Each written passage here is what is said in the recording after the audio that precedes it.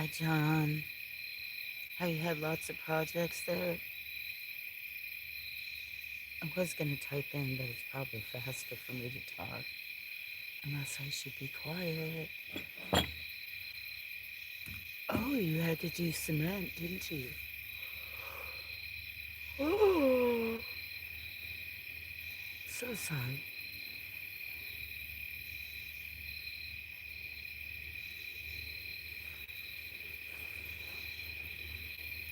Am I buffering there?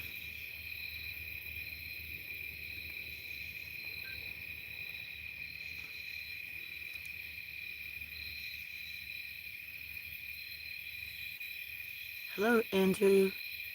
How you doing?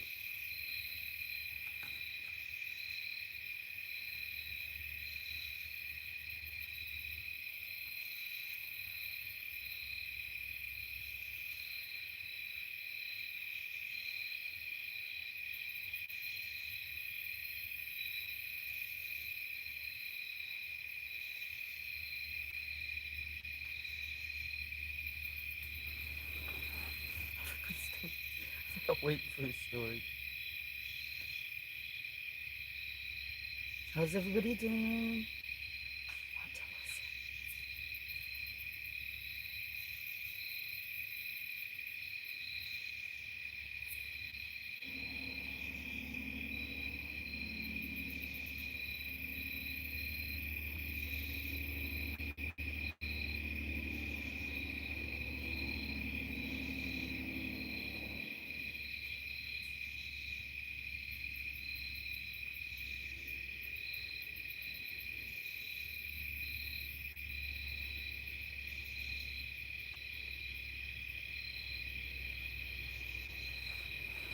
Let me see how this game.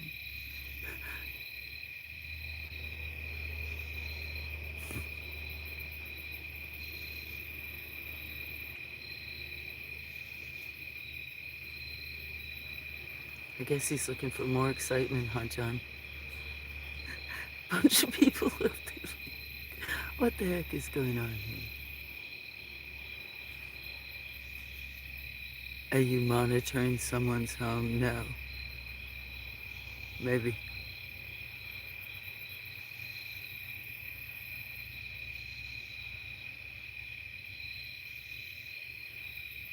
Oh. Are you now? Cheers, Willie. Yeah, really. Who thought? Mm.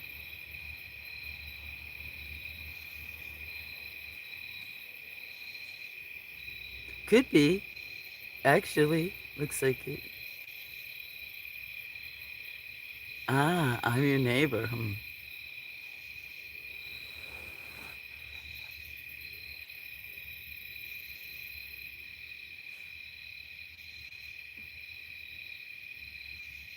What you doing, Willie? How's your mom doing? What about, uh, sorry, guys. Sorry, yawning. John's been working. Guys, no, I'm not gonna oh, okay, that's about enough of you. Real good. Oops.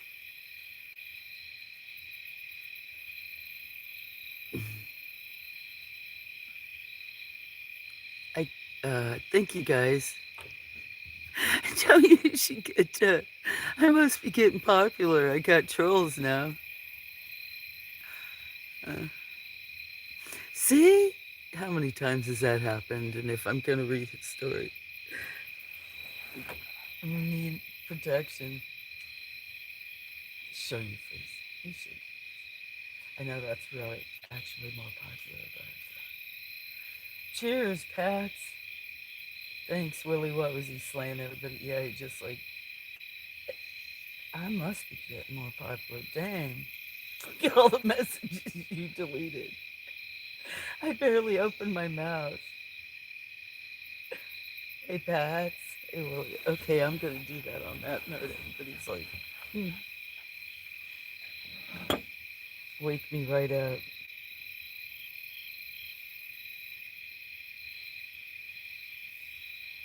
Do I even want to know?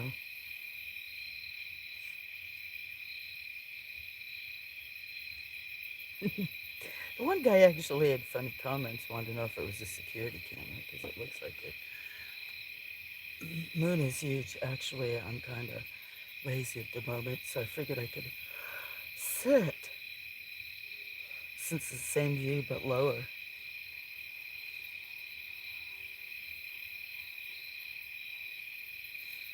Yeah, cheers, guys. I need those are industrial lights, put some other colors on it.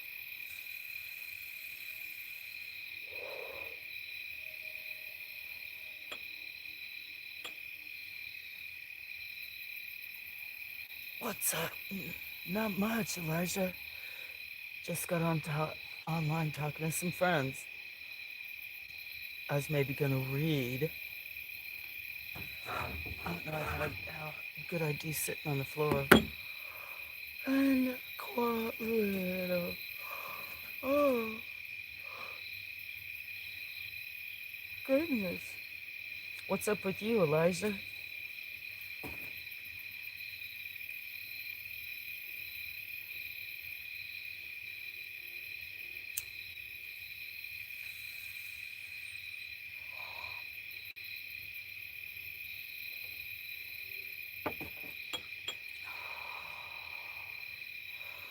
Why are you talking like that?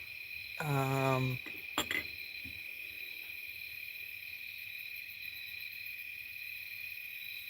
I have no idea what you mean.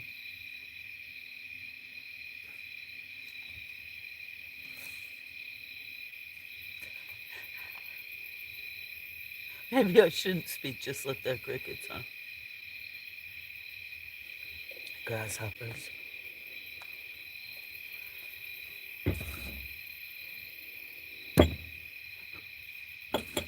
Oh, I won't have no self-confidence now to read. Sneaky Pete, I think I'm way behind. Oh, I'm way behind in my own room.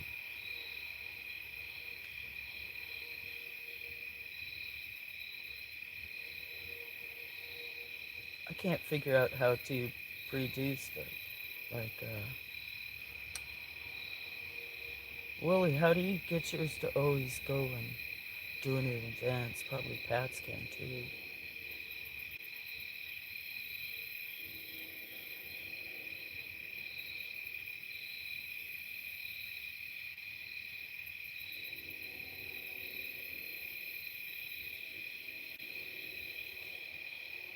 Nobody's talking.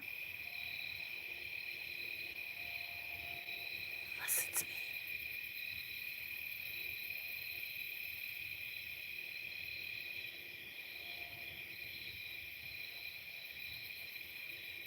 Okay.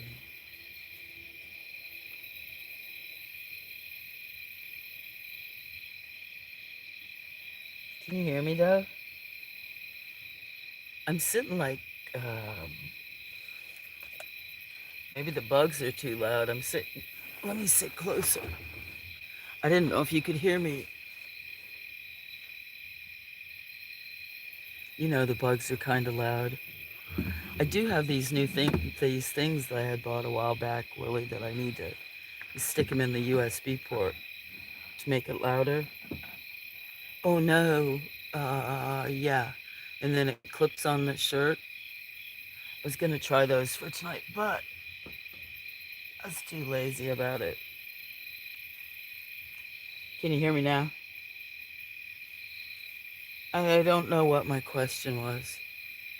I forgot already. How's your mom though? I have to look at your Jeep thing. I know I got, I think, a bunch of notifications today since I was gone several hours.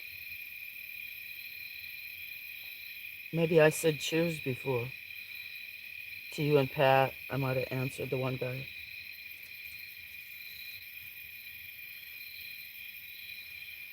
What are you laughing at? That I already forgot? Oh, I heard you ask me how do I do that. Probably asked you more than one thing.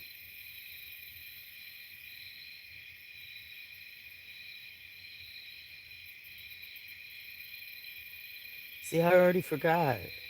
Went to the neurologist, asked him if I was going senile. He said no.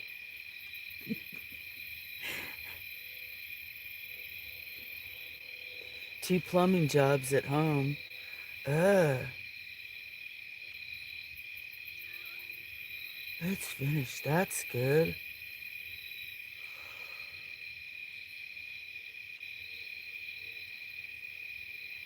No, Dark, I don't know how to do that. She's back in rehab today? Oh, you have a lot of driving back and forth. And hope she's okay.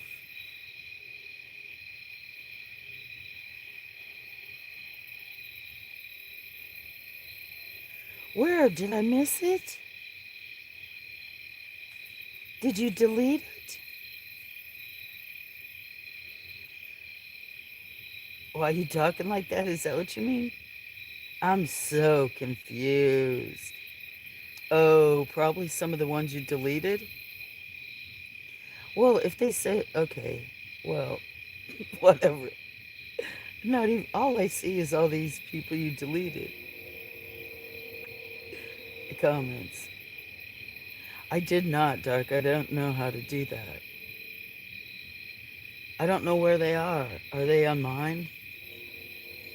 I don't know. I seem to be confusing everybody today. It's like I'm speaking another language, which I think that happens often, but um, you about the clips, Willie about his mom, and probably presetting the streams. Every time I schedule it, once in a while I'll do, but somebody was telling me today that YouTube was glitching out tonight or something, and that usually means there's things in the background, but I guess when bigger channels have problems, then I don't know. I don't care. That's why I didn't even put in the thing.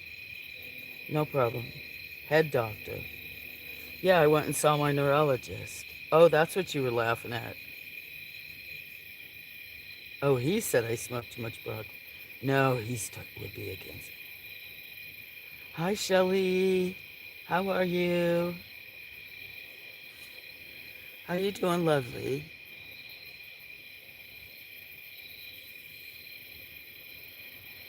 He doesn't really say much to me. He's like, follow my finger. I mean, did he say that? Yeah. He said, follow my finger with your eyes. Like, go to this side, go to that side. That was it.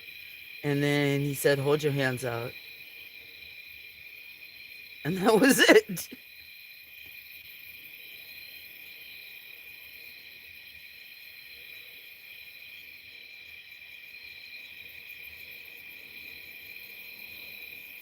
Did you tag me in him, Dark, so that I know? I wish people would have tag you or something if they take a clip so that you know you do. I've had some people tag me, so otherwise I don't know.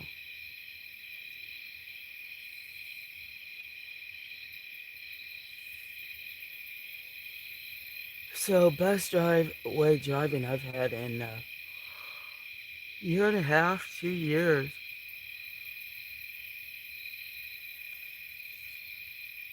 So that was great. Took some video. Didn't want to. I don't think I could have streamed the whole way anyway because there's a lot of places that would have had no signal. So I drove, filmed on the way up there, and then I filmed on the way back too. Oh, that's part of my veneers. Let's see. You started a new pain clinic today? You're whooped? I'm actually whooped too. It's like I almost didn't stream, but I know I had told people. And sometimes I get to where I lose a couple days, and especially when I'm adjusting to medicine or something. I didn't tell him that, but I did ask him that about shakiness.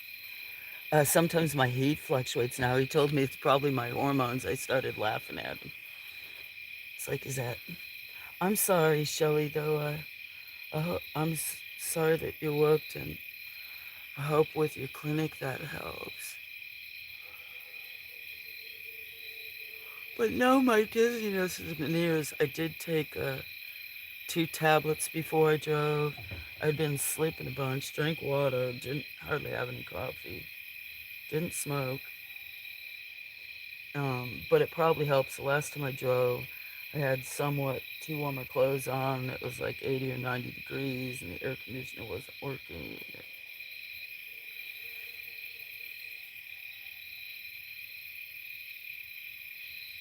Um, is there a change of weather, John? A little bit cooler?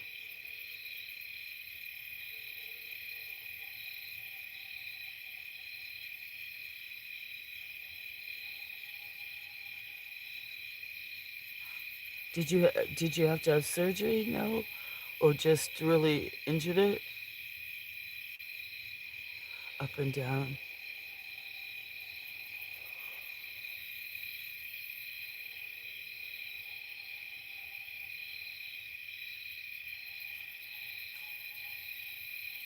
So now I won't have to go back. I asked him if I was getting senile dementia or something. He said no. He didn't think so, but I was like, I guess I don't have an excuse. Or that I'd have to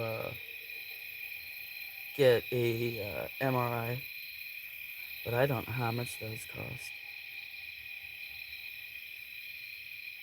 Was one over at the age of 17. I'm sorry to hear that.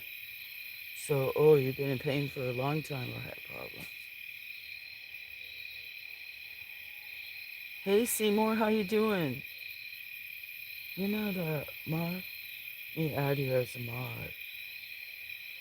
Cheers, buddy. Let me join.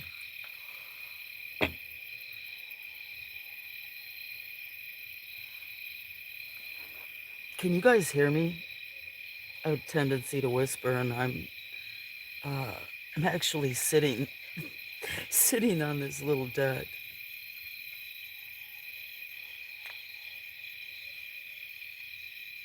Okay, good. I'm trying to speak up a little bit more.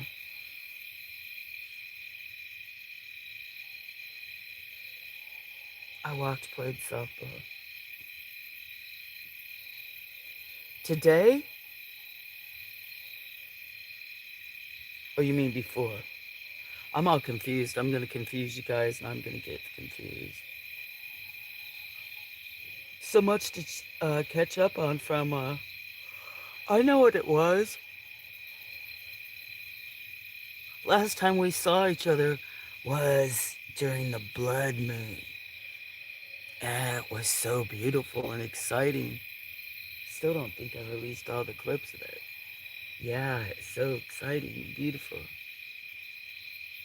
Wore me out. Cheers, guys.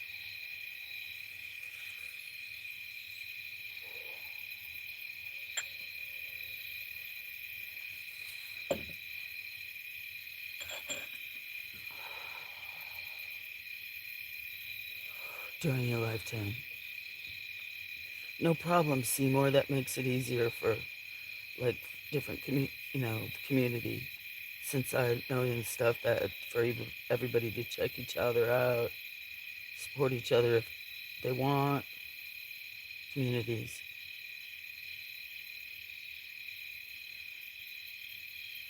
Shit, I already forgot what I was gonna say again. I better not go far. But no, it was gorgeous. I don't know how long it'll take me to upload, because since I wouldn't have had it, and plus I didn't trust how I'd drive, I didn't want to like stream, be live streaming. Hi, Judas. Cheers. I'm gonna be yawning.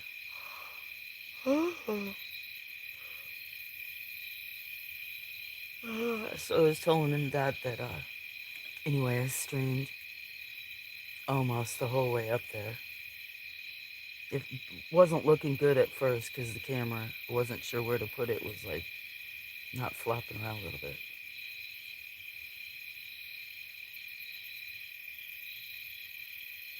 I guess so. I'm not actually good at that. You can see, Shelly, that I always type in caps, like the first part of the name, because maybe I'm kind of lazy. But if I sit there with my little keyboard on this one, type at and get somebody's name right, by then 20 people or more have said something. I lag anyway.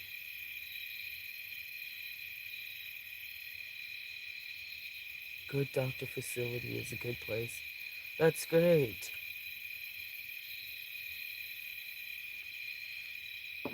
That's really good. I'd like to find somewhere closer I could go.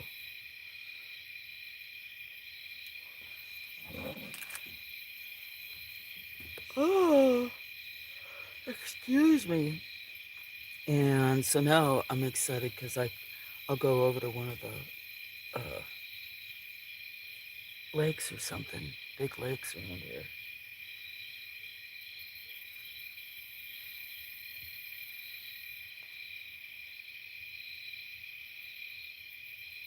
Oh, I think I hear a cow. Do you guys ever hear cows? I used to hear cows all the time here. Mm. Cheers. I'm so tired, so I probably want a spooky story, but one I picked out's like, it's like 15 pages. So tired, I don't know how to go. Tomorrow, oh, I bounced myself out of my page.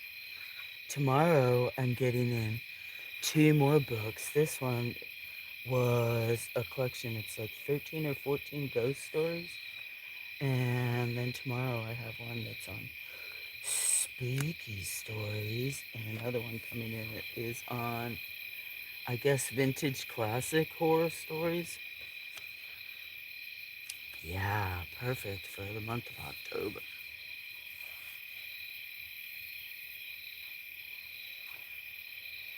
It's so dark, I think I'd have to have my back to this wall. I'm complaining.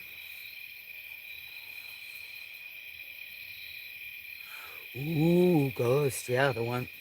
Yeah, I have to move. I can't see the light. We try to move around. I know. That's what people always say. But I'm not creative enough to make up a whole story. I might be able to say a line or two, make up it up for a spooky story. Maybe it's because since I live in the woods, I don't want to go there. Jimmy's around.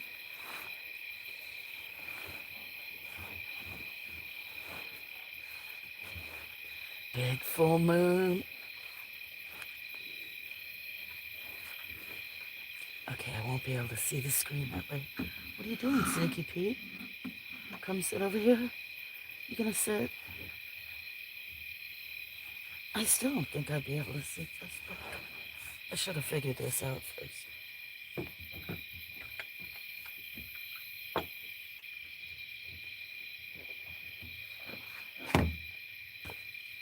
I know. I should use the flashlight off my other phone. Shouldn't I? Say silly. Say use the flashlight off your phone. John, I hope everything's going well. Sounds really busy. Did plumbing during your life, and now you're doing it still. I bounced myself out of my channel, guys. Oh, okay, let me see. You went to Home Depot? I used to go there. What is spam crap? I must be missing part of it. Did I say spam crap?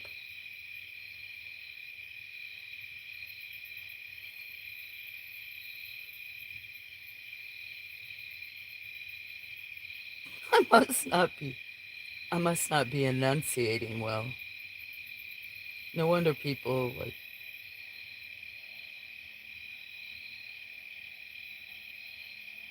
What's this spam crap? I was looking the other day at Walmart because that's what they have. I saw another lady that she was taking pictures of all the different ones. I'd make decorations to sell. I have Sneaky Pete here. A couple black cats. Where's, let me see what another phone is that I can put on. So this says this book is ghost stories, but I tried to look at it. One's only 3 pages, but it's like, I should probably start it with the one that I had, what was going to go in order, but it's like 11 pages. Listen to me. It must be about him. What else is there? Wow. Can you hear Sneaky Pete? Oh, you saw there was spam coming in here? Yeah, that's been happening the last few weeks. Must be getting popular or something. I don't know what's with that.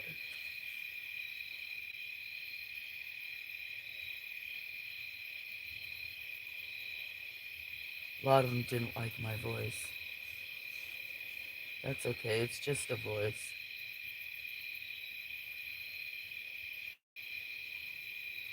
Book of Ghost Stories. So, see, I was gonna see Edith Wharton, but that's a long one. That'd be like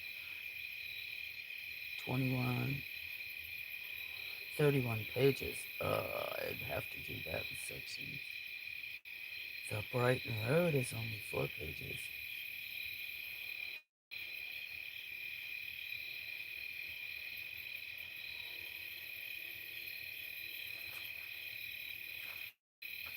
Okay, that's what I'll read.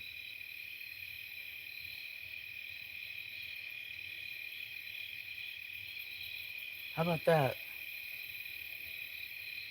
Hey, Dan Anderson. Hello. How you doing? Thanks for coming in. Hey, Dennis. How you doing? See, I don't... I should just look at my phone.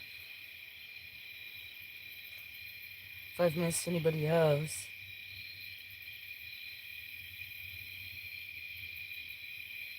Ooh.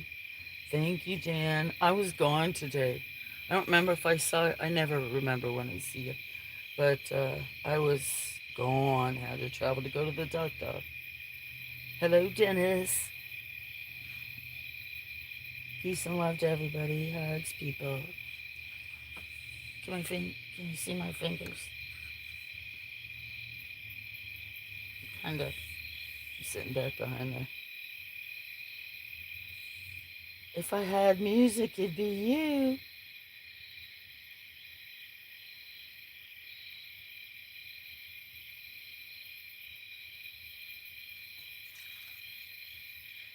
I hope it's okay that I say that. Hey, Judas, is it okay that I just say, well, I'm going to say, uh, I hope I wouldn't be overstepping. Heard that Randy may be in the hospital or something. So, send out prayers, uh, healing energies. Hey, Lucy, how you doing? Thanks for stopping in. Yeah, Dan, and this is a quiet night. Some nights, like when I'm quiet, you can hear frogs even.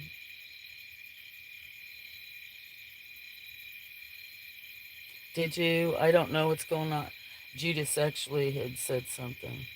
Sorry to hear that. I was gone all day at doctor and I have to travel for that.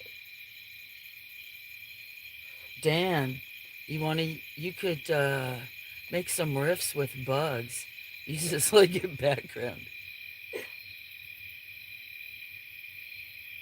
You came in to smoke out and pass out with you.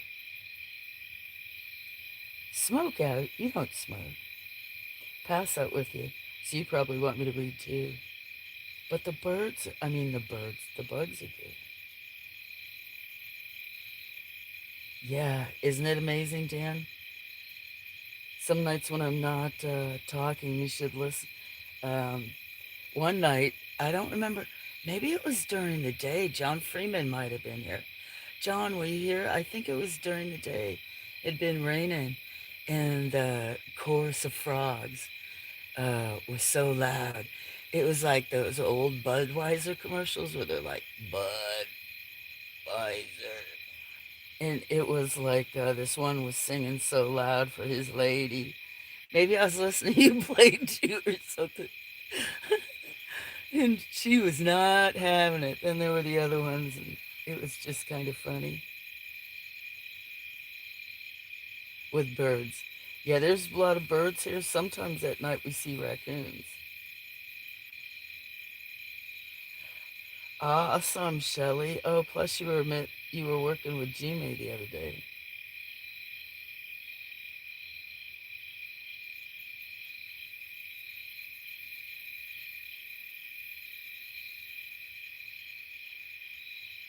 What funny ass commercials?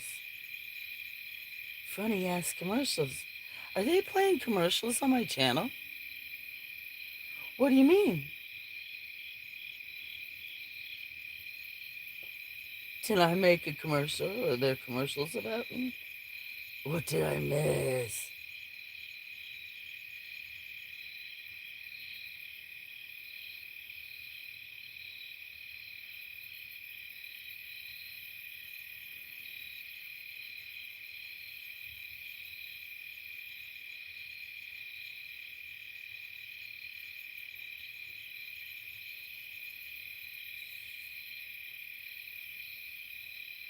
Yeah, me too, Shelley. Always go camp with a dog.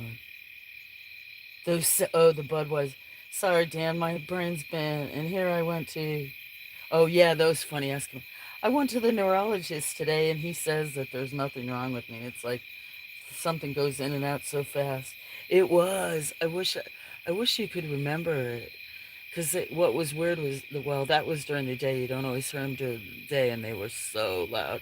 They had to be mating or something. There was a whole bunch. But heard an owl one day during a live stream, like when it was still light out, still quite light. Not always so happy when I hear vultures used to freak me out, but I like the vultures aren't bad. It's more like when you hear the hawks and the owls. I know the ones with Budweiser. It's I need to learn how to do clips. I do everything off my phone, but when I start using my laptop or computer, I'll have to clip out the parts where they're doing that. That one frog was so loud. Were you here that night, John? If you heard it tonight, oh no, John, can't be doing that since you don't want that. Here comes the train. I'm gonna get a bull. It's far off. Wait till you guys see it. It takes me forever to upload. But when I drove, uh, so I drove outgoing and just pretty much was quiet, spoke a little bit all the way, and then the way home, I time lapsed. Like phase forward, it's kind of the road, the little 2-lane highway is like curved. Woo, woo, woo, woo. Now that almost made me sick. I wish I knew how to put music to the thing. It's truly in such a bad morph. Yeah, some of it is. It's changing all around me, Dan. Bunch of trees coming down.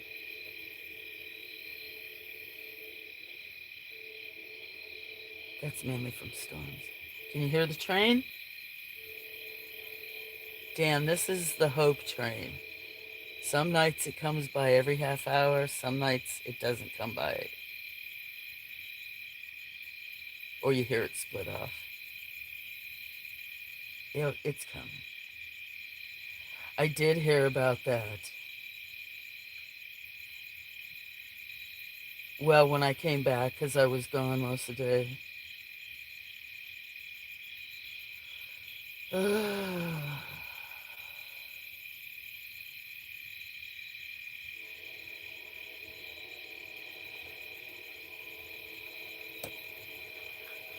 I just can't explain people. I'm gonna look. Hey, cuz. Cheers.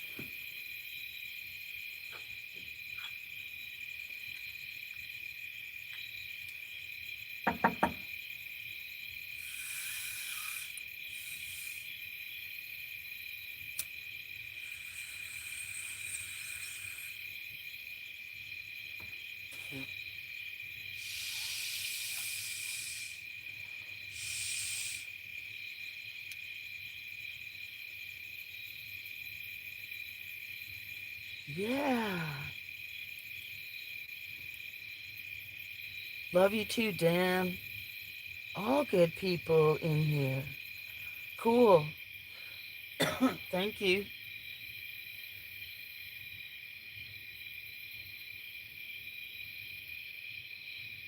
Hopefully it'll come by. I gotta find the right clip, Shelly. There are so many. You would not believe how many are in my unlisted. Because now that night with all the pretty clouds, they were just so gorgeous. I don't usually have that clear a picture, but a bunch of those clips from the blood moon turned out so nice. Now the moon is coming. Could see it up at the greenhouse. It was really big. But I don't know if what it's gonna be like.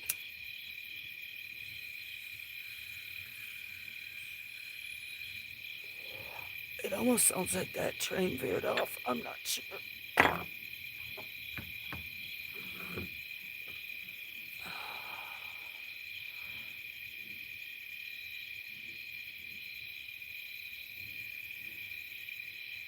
Awesome. It is a crocodile, no. We're waiting for it to move. Do you see it? Ooh. Look at that big jaw.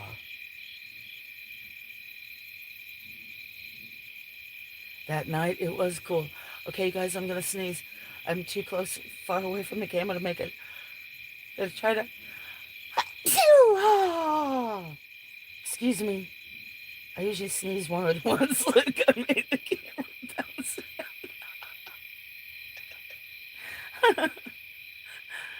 How chewy. I'm going to probably sneeze again.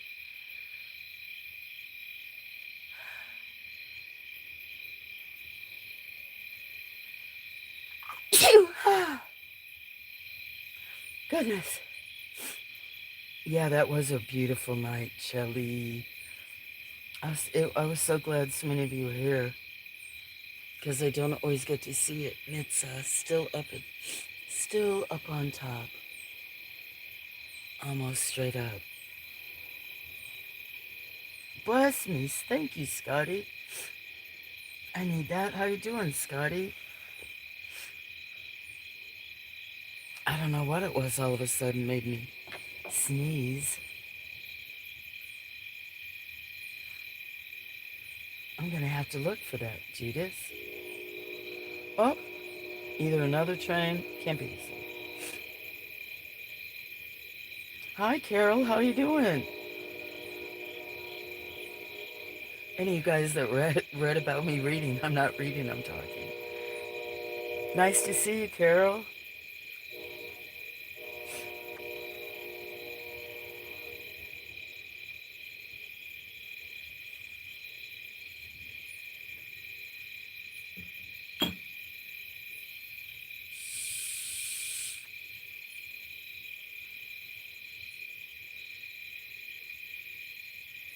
See if the train's if it's coming this way.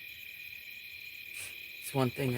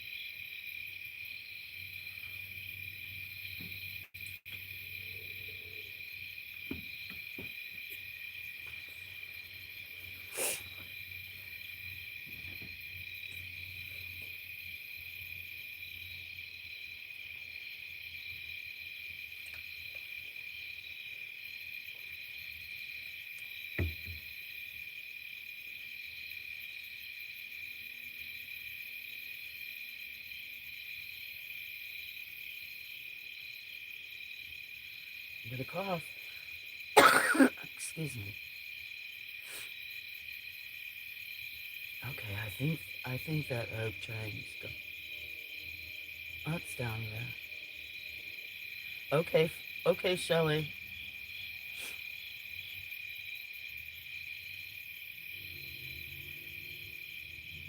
Well, if I read a short story, I have to wait for Shelley to get back. How are you doing, Carol? Scotty? Cheers. Okay, I will. But this is just so clogged. We'll wait for her. So how's Lenny, Dennis? Did you name your other lizard? How's your mom?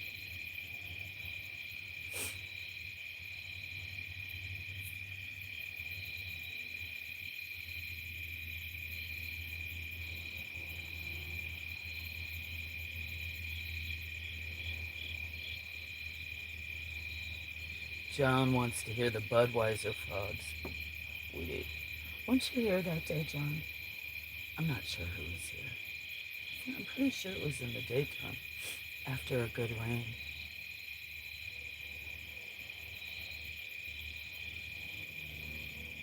You're welcome, Carol. Most of the crowd is great. There's a few people, maybe I shouldn't have or whatever, but yeah, it makes a good way to connect. So, and look, everybody's up and, um, you know, try to send some kind of support, all about community. So, thank you for that.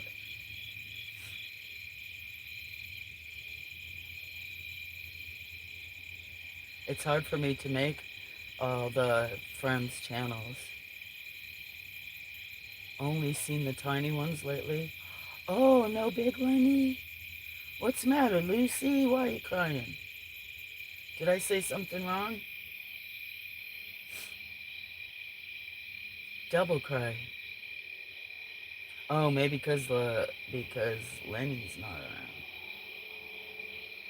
You got your 8x8 tent in. Ooh, ladies' bed. Ah. Let's see, you're all excited. Awesome.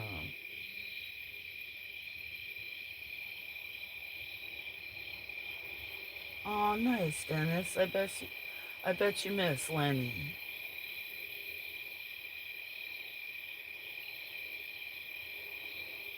I'm sorry, John. My hearing fluctuates. Maybe when I try one of those, some kind of microphone where I can clip it to my shirt. I said I was going to do that a few days ago. Just like set up other things, and I got another phone, but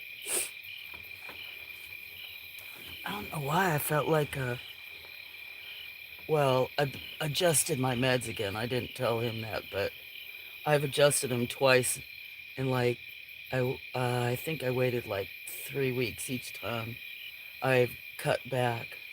I want to cut back one more time, but I think that's what like wipes my body out. Cause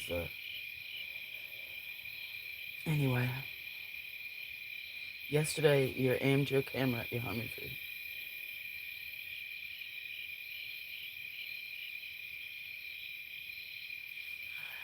Yes, that happens with nature, Carol. That's what's hard. Well, at least you did it. One time you will. More and more people and friends are doing that, which is great, or birds, or their animals, or just whatever. And even myself, yeah, there's plenty of times. And it's good if you have something steady. In my early videos, I shook so bad. But once I bought a tripod, could walk away, I was surprised at the stuff that I caught. Or a lot of times, even if I'm going live, and then as soon as I turn it off, won't be birds around. Then I turn it off, and 15 minutes later, there's a ton. Cool with the hummingbirds. I don't know if I remember what part of the country you live in.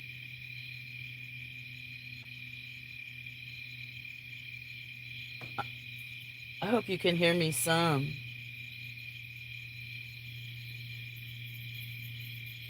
Oh, that's why she was crying. Okay, I out of context didn't understand that.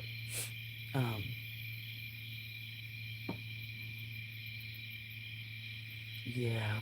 Mm.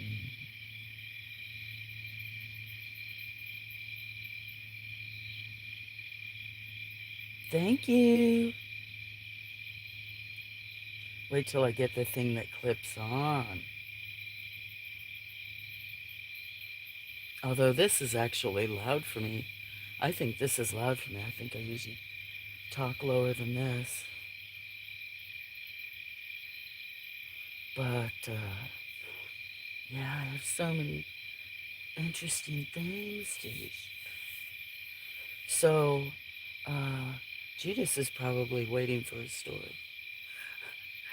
I'm surprised. I don't know if Willie is. What'd you say? Yeah, super loud crickets. You love them. And cicadas, right? Hello, Lady Sky. How you doing? Thanks for coming in.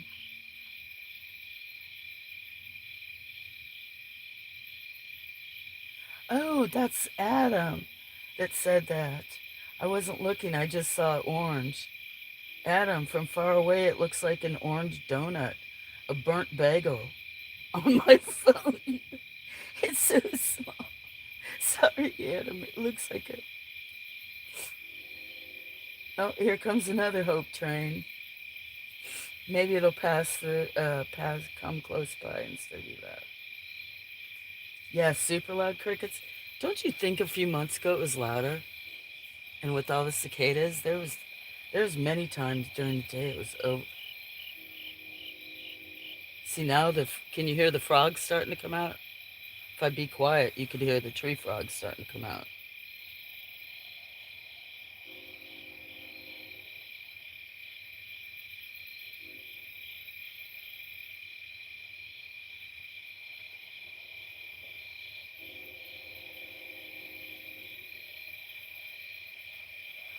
Ah, so in a way it still is burnt.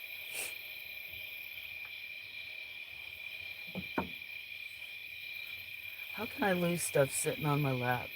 Can you guys tell me that? Okay. This is like a campfire story for me. I'm on the back deck. If I could lower these lights, I would have. Yeah. Have a blanket on my lap with a storybook, some coffee.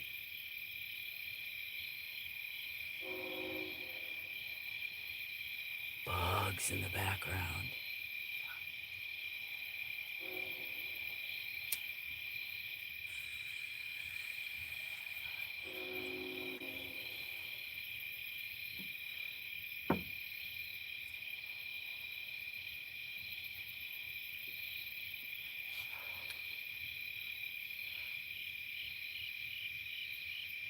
Hello, how are you?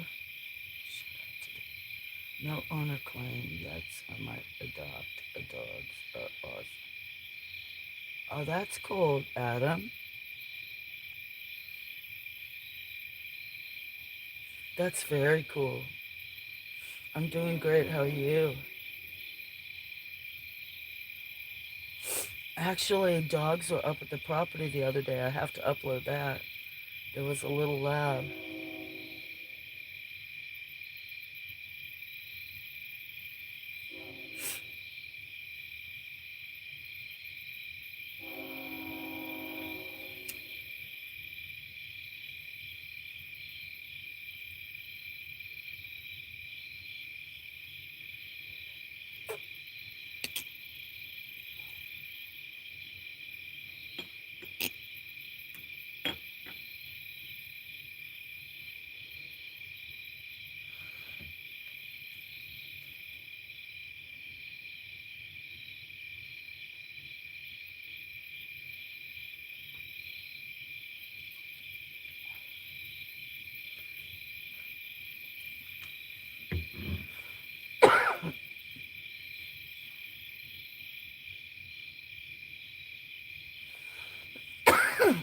Excuse me.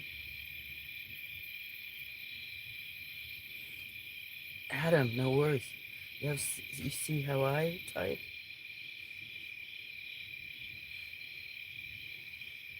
Oh, I got cotton mouth. I want to cough.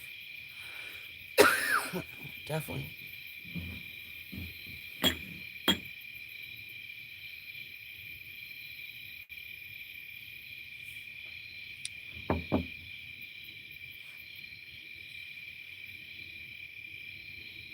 I don't know if I should start without Shelley.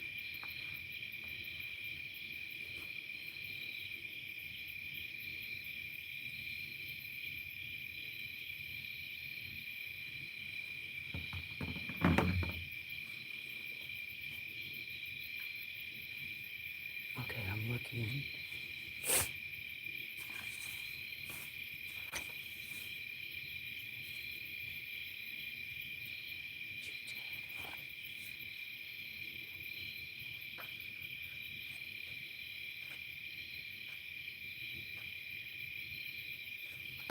Okay, let me go get some more water, and then I'll come back and read that.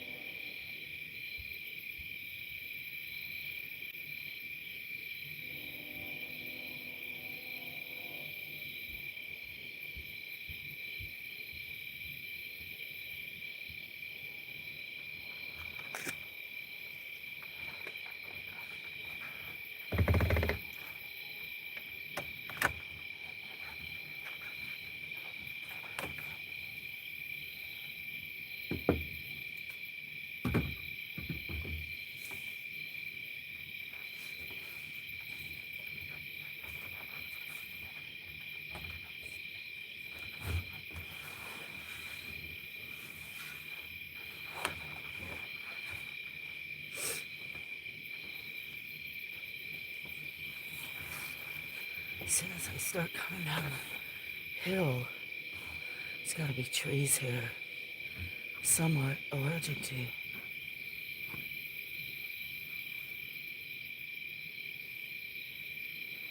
How am I? Is that the last thing? I'm doing good, Dennis. I was gonna say David, even though I saw Dennis. Just tired lately.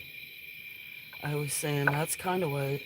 That's mainly why I didn't stream, and then like a few weeks ago, like I know sometimes it's a lot, and if I've got stuff to do around, or I'm really trying to chill, which at least I'm able to, that's really great. But a couple times in the last month, like if I haven't streamed a couple days or seem low energy, I kind of have been. Thought it was other stuff, but I think it's related to. I've been trying to step down my epilepsy medicine, get to where I'm only taking a half a dose because I don't really know if I need as much, and I don't like the side effects or stuff that it can do to your body. So um,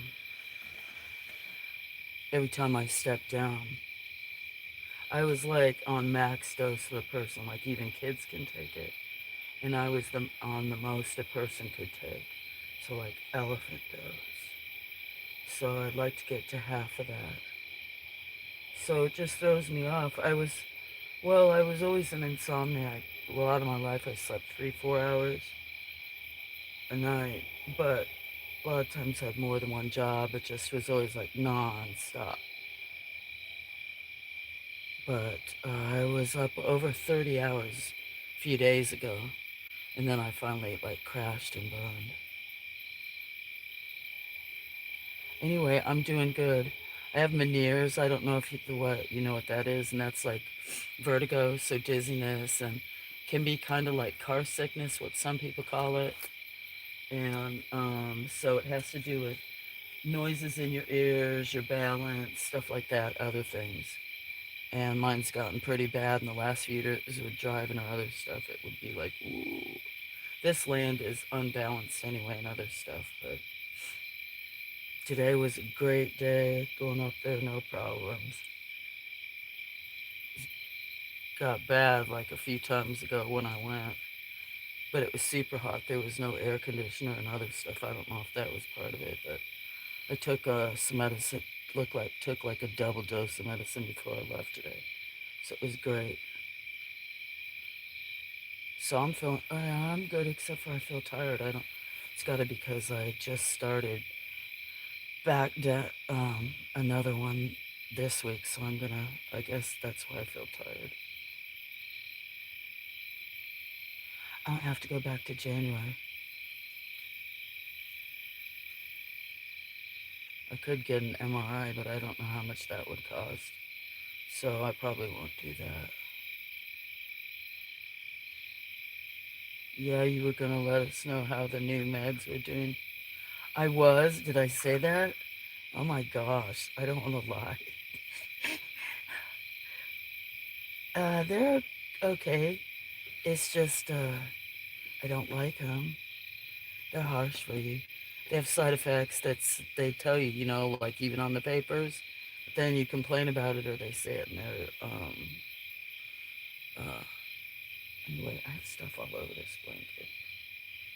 It's okay, it's just that seems to make me sleep more sometimes, more than 3 or 4.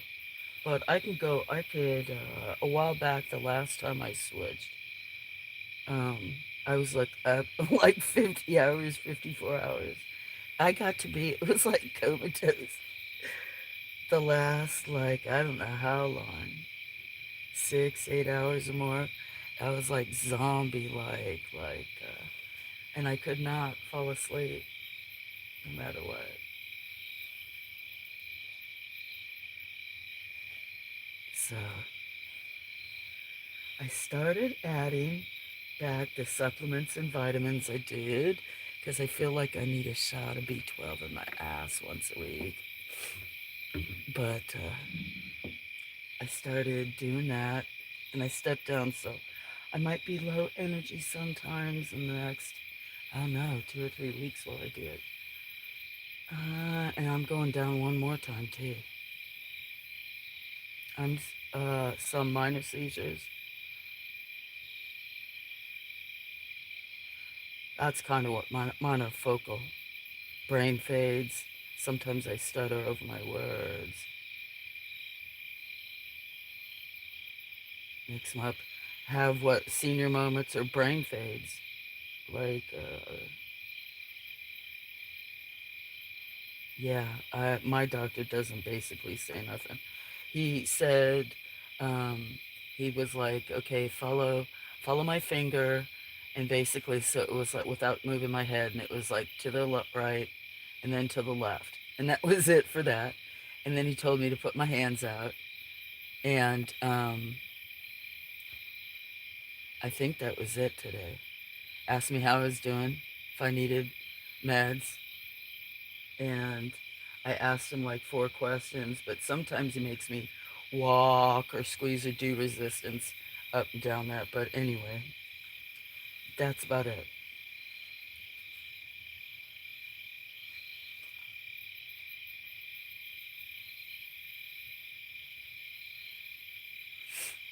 So,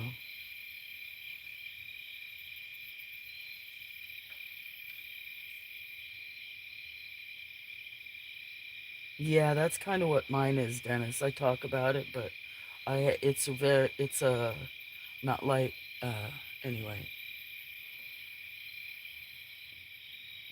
it's smaller, so I can only fit a tiny amount. But I can pick and choose, and sometimes cut back. For a while, I'd cut back that too. And then I didn't want to do any with driving and stuff like that for quite a while. But it was a good day.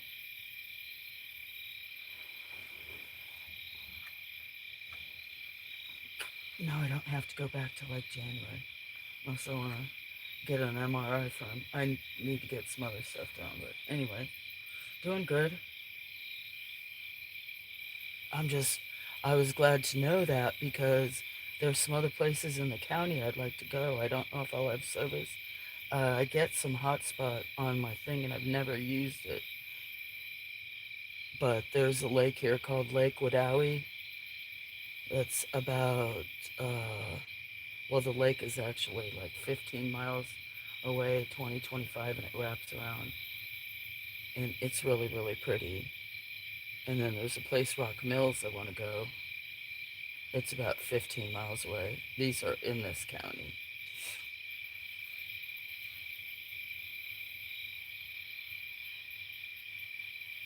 But if not, it's okay. Looked at gas. It was amazing because I knew it was thought it was the price that was downtown here, was $2.79 a gallon this last week.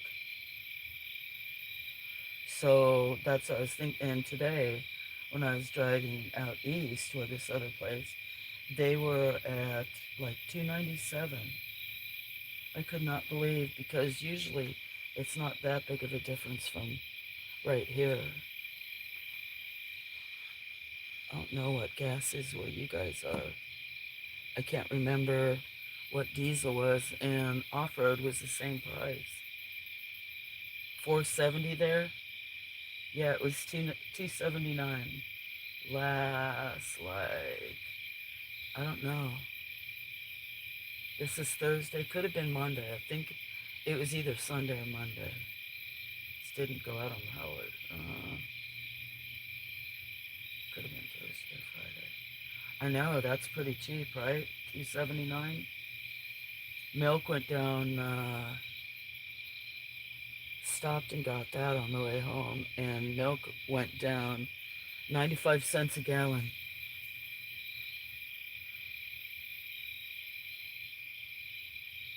So that's like, not quite 25% of the price, but I was surprised to see that.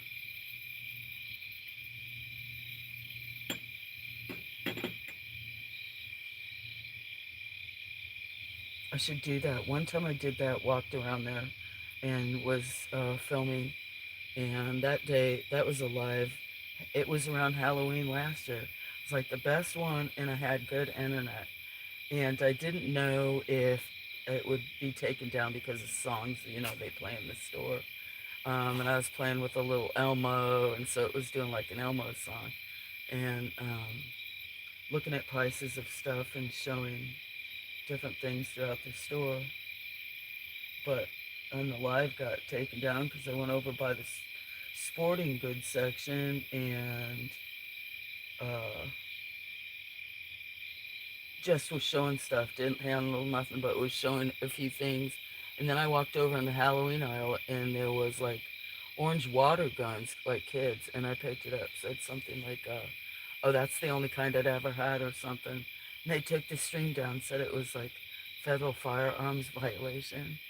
And I was like, didn't talk about nothing with the other ones, or show much, or say anything. But um,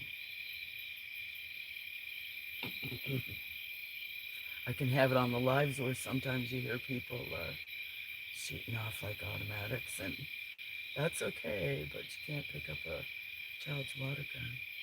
See, they won't like that. I figured that I had, that was a long time ago. I had a girl that was almost like a sister to me, and, well, lived with, actually, with my parents and stuff, and then moved out there with her husband and that, and yeah, everything has to be shipped in. That's good you have electric bike.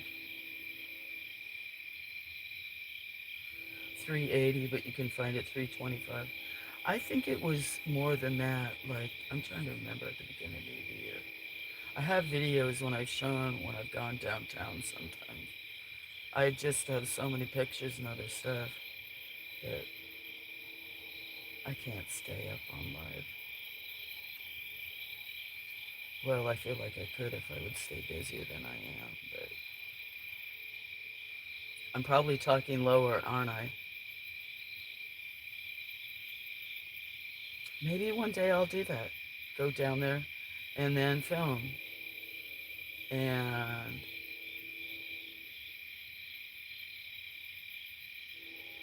anybody that else does could, Adam probably get depressed. 470? Yeah, his gas, Dennis. He's in Hawaii.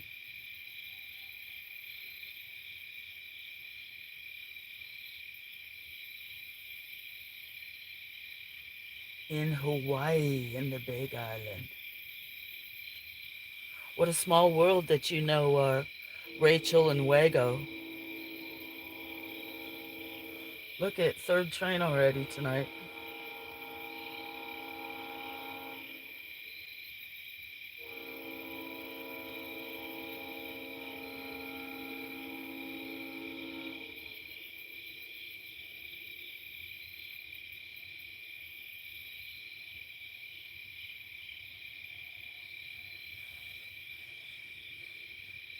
Okay, I am gonna smoke one.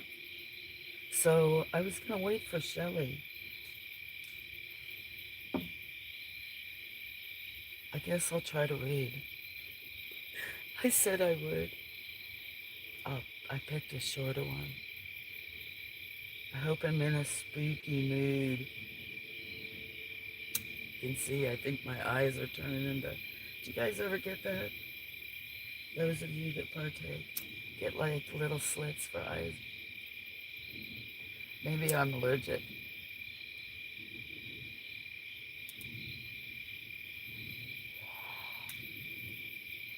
I'd have to think about writing more stories. There's a lot of settings here with the trains, the crickets, the forest.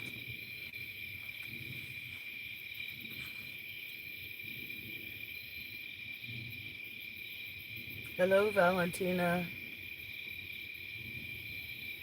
And she retracted it.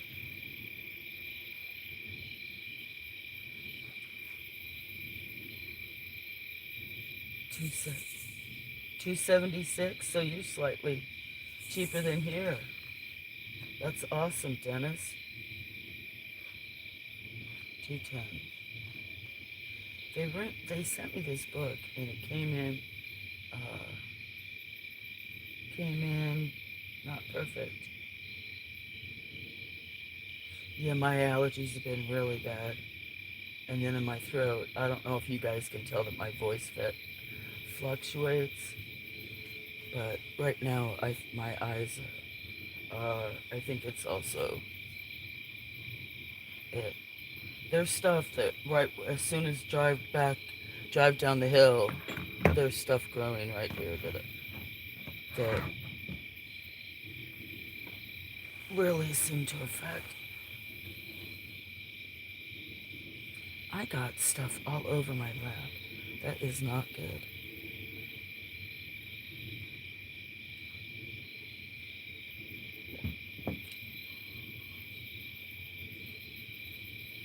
Okay, I'm gonna read a story. Okay, taking me forever to get this far, huh? I usually like to pre-read them. This is a story by Richard Middleton. Okay, this is Roald Dahl's Book of Ghost Stories. So cool. On the Brighton Road by Richard Middleton. Slowly, the sun climbed up a white, hard. Wait, let me start over. What are you saying? Sore throat for last week. Also, having finally getting better. I remember that she was sick. I'm glad she's feeling better.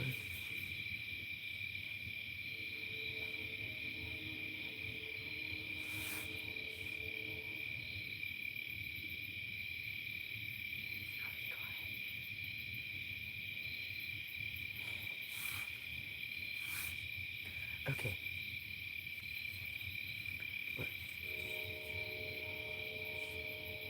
it's hard to see out here. Okay, so On the Brighton Road by Richard Middleton. Slowly the sun had climbed up the hard, white downs, till it broke with little of the mysterious ritual of dawn upon a sparkling world of snow. There had been a hard frost during the night, and the birds who hopped about here and there with scant tolerance of life left no trace of their passage on the silver pavements. In places, the sheltered caverns of the hedges broke the monotony of the whiteness that had fallen upon the colored earth. And overhead, the sky melted from orange to deep blue, from deep blue to blue so pale that it suggested a thin paper screen rather than illuminate space. Across the level fields there came a cold, silent wind, which blew fine dust of snow from the trees, but hardly stirred the crested hedges. Once above the skyline, the sun seemed to climb more quickly. As it rose higher, it began to give out a heat that blended with the keenness of the wind. It may have been this strange alternation of heat and cold that disturbed the tramp in his dreams, for he struggled for a moment with the snow that covered him, like a man who finds himself twisted uncomfortably in the bedclothes, and then sat up with staring, questioning eyes. "Lord, I thought I was in bed," he said to himself, as he took to the vacant landscape, and all the while I was out there. He stretched his limbs and, rising carefully to his feet, shook the snow off his body. As he did so, the wind set him shivering, and he knew that his bed had been warm. "Come, I feel fit," he thought. "I suppose I am lucky to wake at all in this, or unlucky. It isn't much of a business to come back to you." He looked up and saw the downs shining against the blue, like the Alps on a picture postcard. "That means another 40 miles or so, I suppose," he continued grimly. "Lord knows what I did yesterday. Walked till I was done, and now I'm only about 12 miles from Brighton. Damn the snow. Damn Brighton." Damn everything. The sun crept higher and higher, and he started walking patiently along the road with his back turned to the hills. Am I glad or sorry that it is only sleep that took me? Glad or sorry? Glad or sorry? His thoughts seemed to arrange themselves in a metrical accompaniment to the steady thud of his footsteps, and he hardly sought an answer to his question. It was good enough to walk to. Presently, when 3 milestones had loitered past, he overtook a boy who was stooping to light a cigarette. He wore no overcoat and seemed unspeakingly fragile against the snow. Are you on the road, Governor? Asked the boy huskily as he passed. I think I am, the tramp said. Oh, then I'll come a bit of the way with you if you don't walk too fast. It's a bit lonesome walking this time of day. The tramp nodded his head, and the boy started limping along by his side. I'm 18, he said casually. I bet you thought I was younger. 15, I'd have said. You'd have backed a loser, 18 last August, and I've been on the road 6 years. I ran away from home 5 times when I was a little un, and the police took me back each time. Very good to me, the police was. Now I haven't got a home to run away from. Nor have I, the tramp said calmly. Oh, I can see what you are, the boy panted. You're a gentleman come down. It's harder for you than for me. The tramp glanced at the limping, feeble figure and lessened his pace. I haven't been at it as long as you have, he admitted. No, I could tell that by the way you walk. You haven't got tired yet. Perhaps you expect something the other end. I don't see what's so spooky. The tramp reflected for a moment. I don't know, he said bitterly. I'm always expecting things. You'll grow out of that, the boy commented. It's warmer in London, but it's harder to come by grub. There isn't much in it, really. Still, there's a chance of meeting somebody there who will understand. Country people are better, the boy interrupted. I need to do voices and get better at that. People are better, the boy interrupted. Last night I took a lease on a barn for nothing and slept with the cows.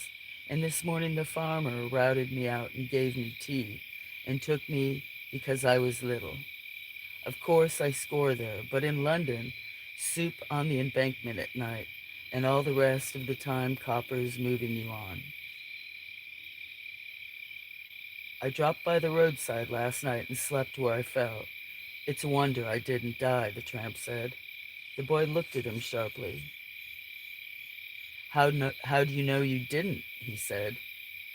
I don't see it, the tramp said after a pause. I tell you, the boy said hoarsely, people like us can't get away from this sort of thing if we want to. Always hungry, thirsty, and dog-tired, and walking all the time. And yet, if anyone offers me a nice home and work, my stomach feels sick. Do I look strong? I know I'm little for my age, but I've been knocking about like this for 6 years. And I do, and do you think I'm not dead? I was drowned bathing at Margate, and I was killed by a gypsy with a spike. He knocked my head right in, and twice I was froze like you last night. And a motor cut me down on this very road, and yet I'm walking alone here now, walking to London to walk away from it again, because I can't help it. Dead. I tell you, we can't get away if we want to. The boy broke off into a fit of coughing, and the tramp paused while he recovered. You better borrow my coat for a bit, Tommy, he said. Your cough's getting pretty bad. Go to hell, the boy said fiercely, puffing at his cigarette. I'm all right. I was telling you about the road. You haven't got down it yet, but you'll find out presently. We're all dead. All of us who are on it. We're all tired, yet somehow we can't leave it. There's nice smells in the summer, dust and hay, and the wind smack in your face. Hot day. And it's nice waking up in the wet grass on a fine morning. I don't know. I don't know. He lurched forward suddenly, and the tramp caught him in his arms. I'm sick, the boy whispered. Sick. The tramp looked down, up and down the road, but he could see no houses or any sign of help. Yet even as he supported the boy, doubtfully in the middle of the road, a motor car suddenly flashed in the middle distance and came smoothly through the snow. What's the trouble? Said the driver quietly as he pulled up. I'm a doctor. He looked at the boy keenly and listened to his strained breathing. Pneumonia, he commented. I'll give him a lift to the infirmary. And you too, if you'd like. The tramp thought about the workhouse and shook his head. I'd rather walk, he said. The boy winked faintly as he lifted him into the car. I'll meet you beyond Reigate, he murmured to the tramp. You'll see. And the car vanished along the white road. All the morning the tramp splashed through the thawing snow, but at midday he begged some bread at the cottage door and crept into a lonely barn to eat it. It was warm in there, and after his meal he fell asleep among the hay. It was dark when he woke and started trudging along more through the slushy roads. 2 miles beyond Reigate, a figure, a fragile figure, slipped out of the darkness to meet him. On the road, Governor, said a husky voice. Then I'll come a bit of the way with you if you don't walk too fast. It's a bit lonesome walking along this time of day. But the pneumonia, cried the tramp, aghast. I died at Crawley this morning, the boy said. That's it. That was the first ghost story of... I need to work on different voices. Oh, you can't see the book. Because I'm not by the camera. See? Can't see. Ta-da!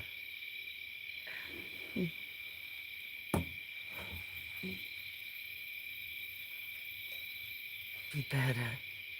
Not too bad sitting in the dark this time. Hello?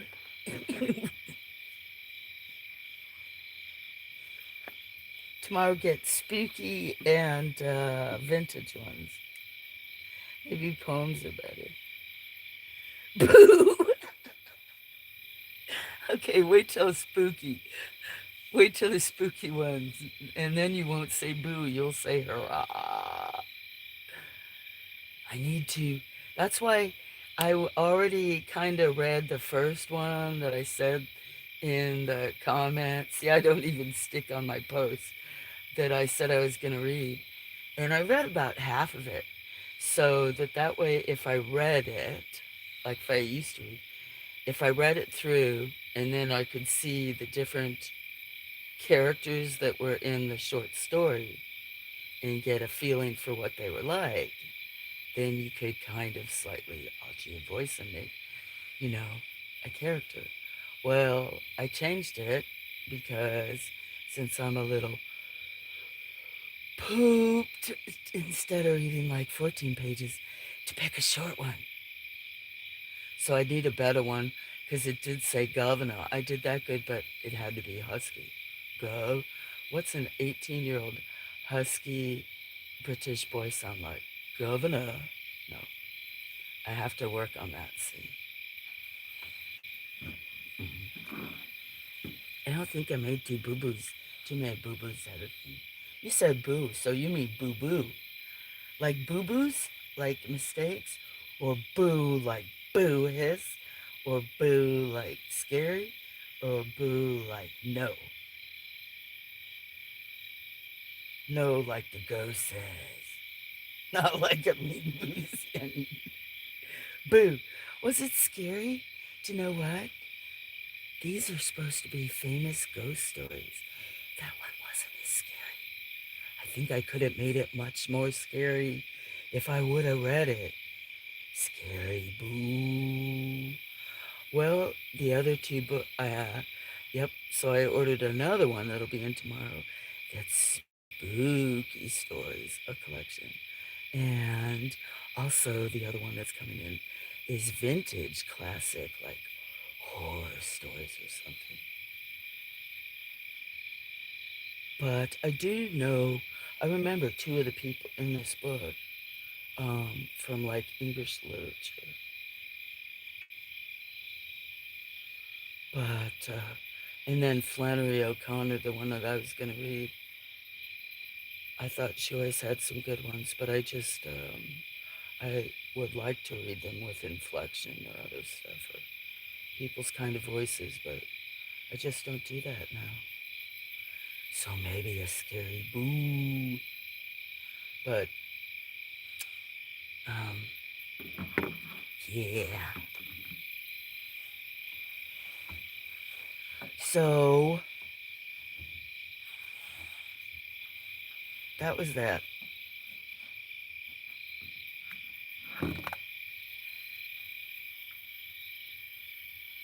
Boo.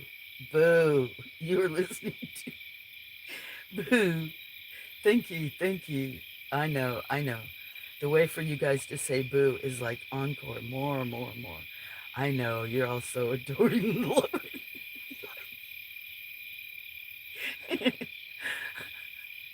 That's good. You know what? Because actually, um, I would never, ever do it if I was on camera. And if I wasn't slightly um, uh, encouraged in a few ways. So I think you guys get the gist. That no, I in can actually can hear those boos. I know. Look at them all boo. Look at Kevin boo boo boo boo boo boo. Do you know what? I love that. In Colorado, there's this place in was it I don't think it was Central City. I think it's up in Cripple Creek. I was like on the Chamber of Commerce up there, but it's an old was an old uh like casino, like gold rush type days, and then it became kind of like a ghost town, and now it's casino type days and stuff like that there. But they had I'm trying to remember if that was still even before it was totally gambling again. But they have an old vaudeville type of theater, dinner theater, where you pay a price and get a dinner and you sit there.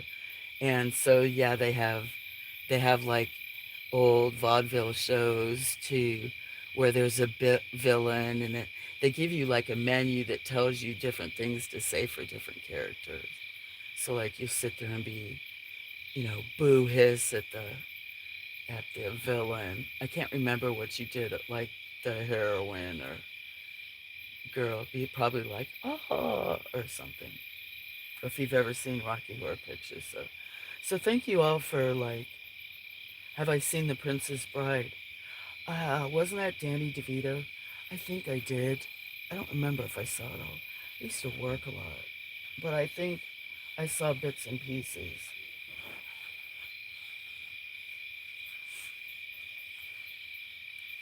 I guess that's a good thing, huh?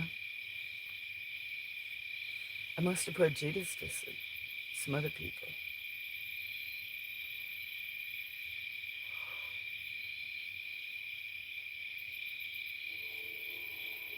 Oh, here comes another train. Slightly chilly out here. So,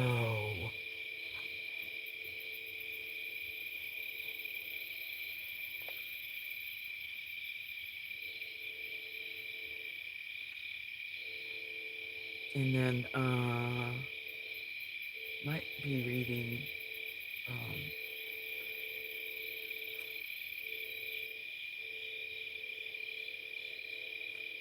I don't know how long Harry is. How long is Harry? Anybody know?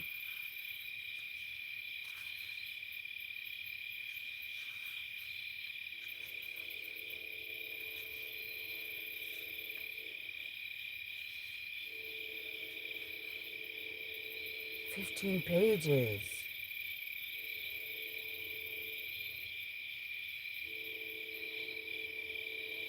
Boo!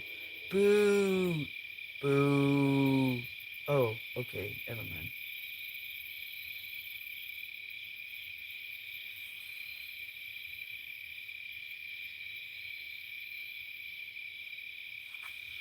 I wish I could, find out. I think that other one I was gonna do is very long. There's one that's 3. It's chilly out here. It's surprising. Another train. The scary story could be about trains that go by every hour on the hour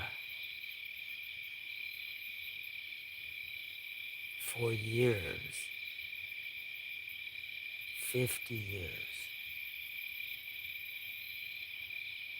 And one night, all you could hear was the rails, the constant hum of the rails, but never a toot.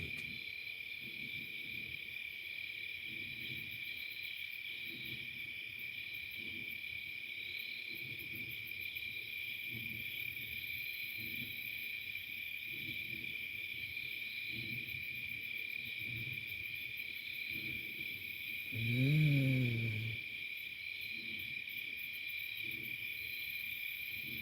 Hi, Wally. Oh, almost pinned a message. How you doing?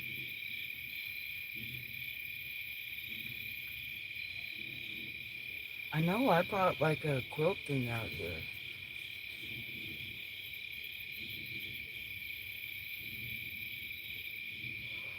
But it was easy posting on the page. Ugh, tired. You missed my story.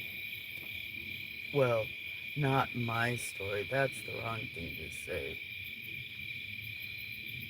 Because it wasn't mine.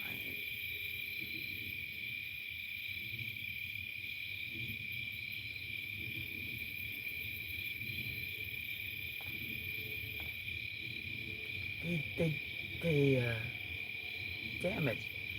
damaged my book. Ooh, there's one called The Telephone.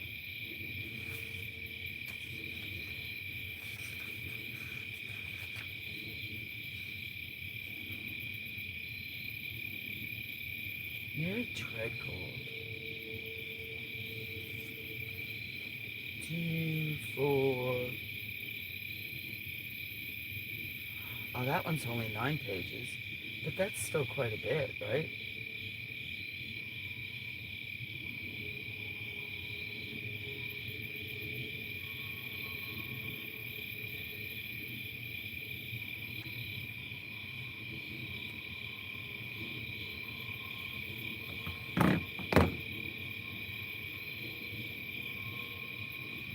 So, should I read another one of these?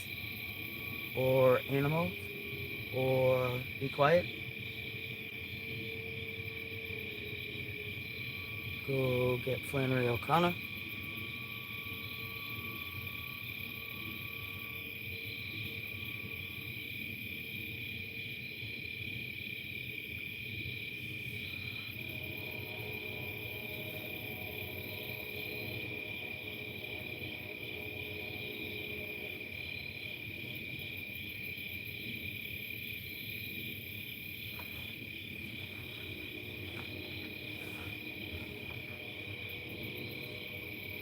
Good night, Judas. Probably already sleeping, maybe already left. Sleep good, who was ever sleeping.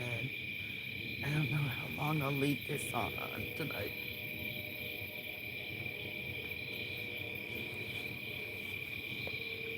You're great. I'm glad you're great, Wally. That's really good to hear. Sorry I haven't streamed lately. It was Uh, oh, well, yeah, I was up over like 30 hours, but having a bunch of like muscle cramps and stuff really bad.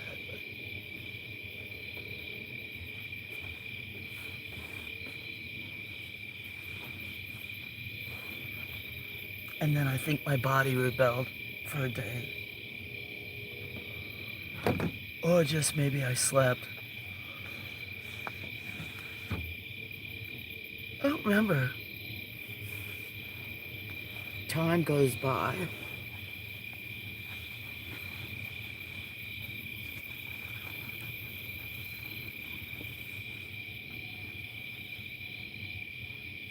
Maybe I said hello when I was at the doctor's office. I can't remember. I should have brought a pillow out here.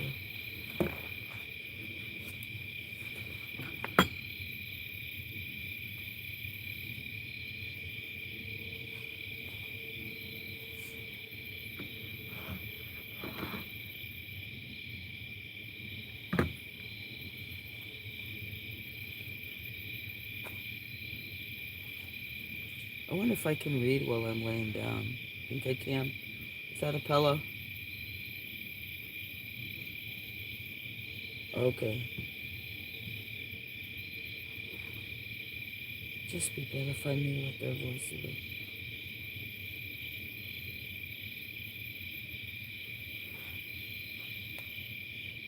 were. Okay, I can't tell them if nobody's here. Alright, I'm gonna read. It's good practice for my brain, I guess. This is a story by Mary Tread Gold called The Telephone. If you would catch the spleen and laugh yourselves into stitches, follow me. I called to Sir Toby, and as I ran across the stage, caught the eye of the white-haired man in the VIP's row. The light from the stage streamed out over the darkened theater. He was leaning forward, amused, laughing, and as Sir Toby chased after me, I laughed back. I had fallen in love with him at sight there, from the middle of the stage, an end-of-term dramatic school performance of Twelfth Night. We met at a party after the show, and met again, and again, and then we began to meet in backstreet Soho restaurants, and then in my tiny London flat.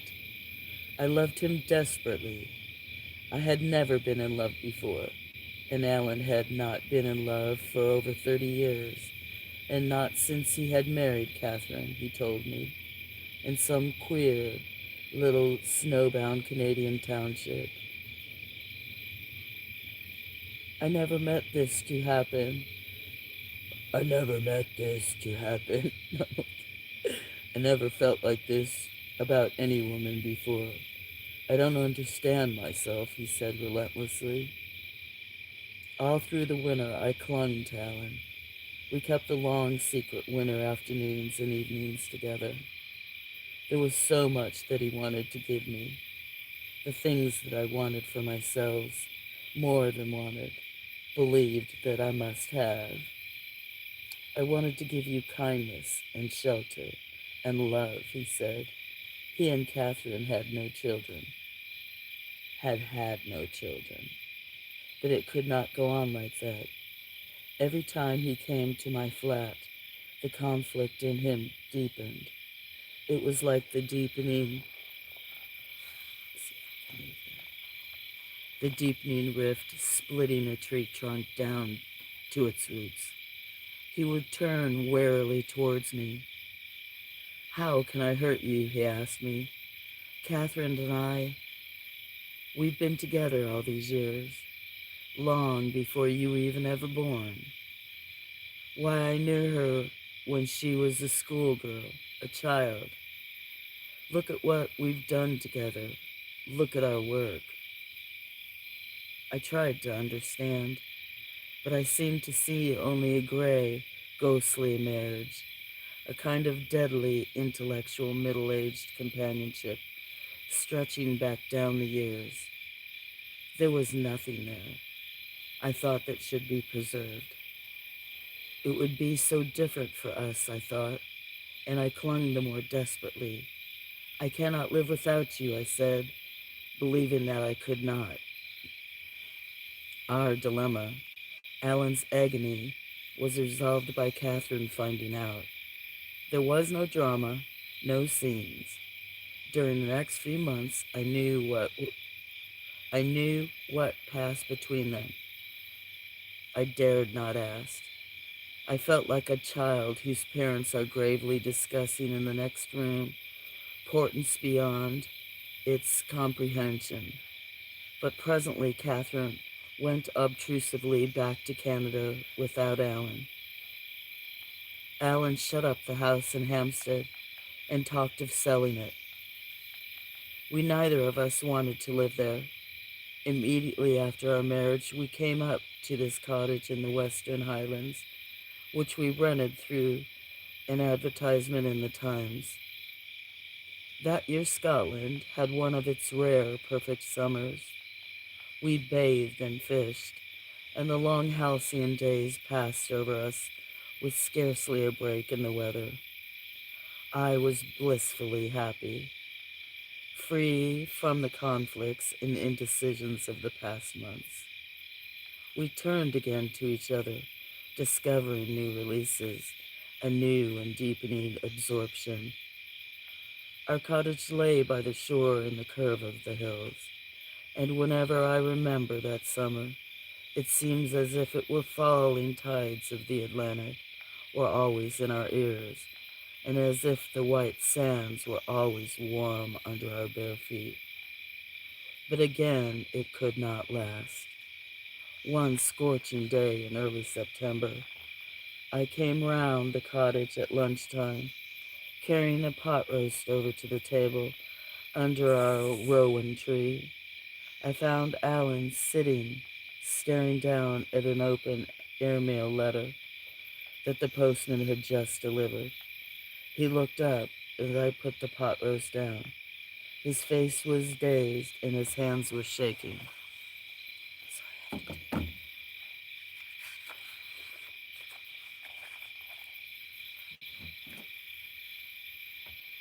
Catherine is dead, he said incredulously. Dead. This letter's from her sister in Toronto. She says, and he stared again at the letter, as though they were lying words. She says, heart failure. Very peacefully, she says. His eyes went past mine to the open sea. Then he got up and went into the house, while I stayed, pleading the child who had inadvertently witnessed a parent's distress. Shocked, yes, but horribly embarrassed. Then I followed Alan into the cottage, and I put my arms around him. All that day, I watched over him in my heart as he moved about the place. But we did not mention Catherine, nor the next day, and although I waited for Ellen to speak, her name was never past our lips during the next 3 weeks. 3 weeks later to the day, among other letters forwarded from London by the post office, arrived the telephone bill from the Hampstead house, the second demand. We had forgotten about the first. Damn, said Alan. We were once again eating our lunch in the garden. Damn, I thought we had one thing disconnected before we left London. I picked up the envelope and looked at the date of the forwarding. They'll probably have cut you off themselves by now, I said, but Alan was already crossing the grass to collect the pudding from the kitchen oven. Go in by the hall, I called after him. You can find out if it's still connected by ringing the number. If you hear it ringing away at the London end, you know it's still on. And I lay back in my deck chair, staring up at the scarlet rowan berries against the sky, and thinking about Alan was beginning to hump his shoulders like an old man, and that his skin looked somehow as if the sea salt were drying it out. Well, I said, still connected? Perhaps I invented the slight pause before Alan carefully set down the apple pie and replied, yes, still connected. That evening I went up to bed alone because Alan said he wanted to trim the lamps in the kitchen. I was sitting in the window in the late Highland dusk, brushing my hair and looking out over the sea, when I heard a light tinkle in the hall.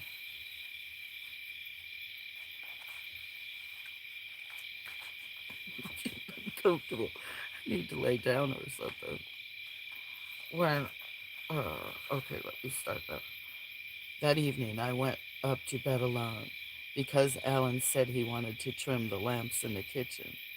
I was sitting in the window in the late Highland dusk, brushing my hair and looking out over the sea, when I heard a light tinkle in the hall below. I turned my head and the house lay silent. I went over to the door. Hampstead 96843, Alan's voice low, strained, came up the stairs. There was a long silence, and then my heart turned over, for I heard his voice again, whispering, oh, my dear, my dear. But the words broke off, and from the dark well of the full hall came a low sob. I suppose I moved and the floorboard creaked, but I heard the receiver laid down, and I saw Alan's shadow move heavily across the wall at the floor of the stairs. We lay side by side that night, and we never spoke, but I know that it was daybreak before Alan slept. During the next few days, I became terribly afraid.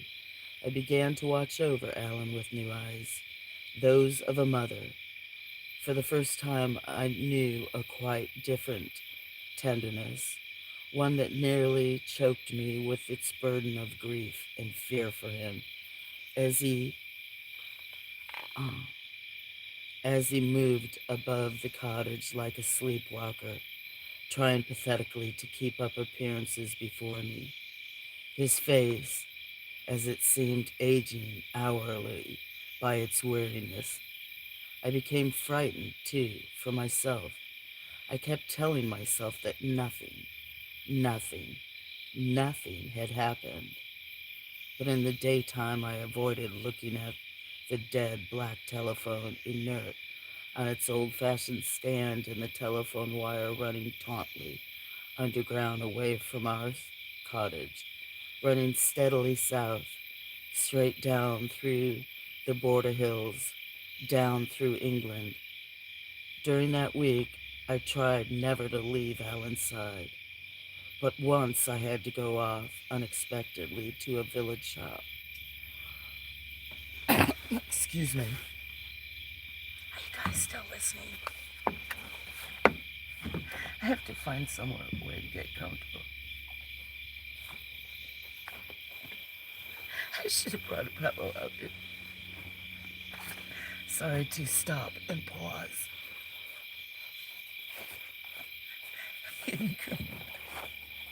Making excuses. Intermission time. Do do do do do do do do do do do. Da da da da da da.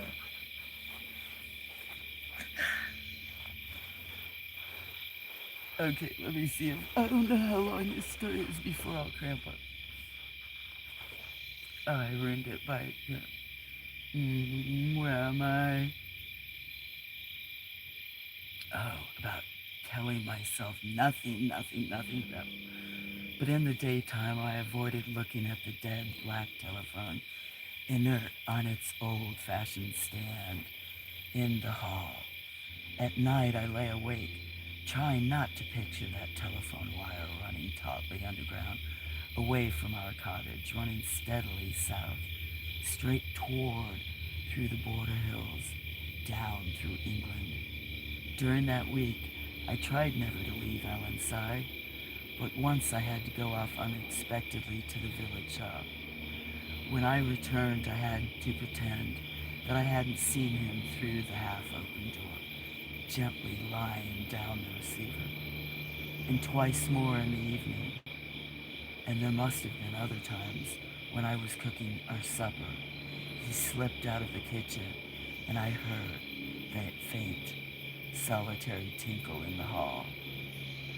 I could have rung up the telephone people and begged them to come off the Hampstead number. But with what excuse? I could have taken pliers and wrenched our own telephone out of its socket.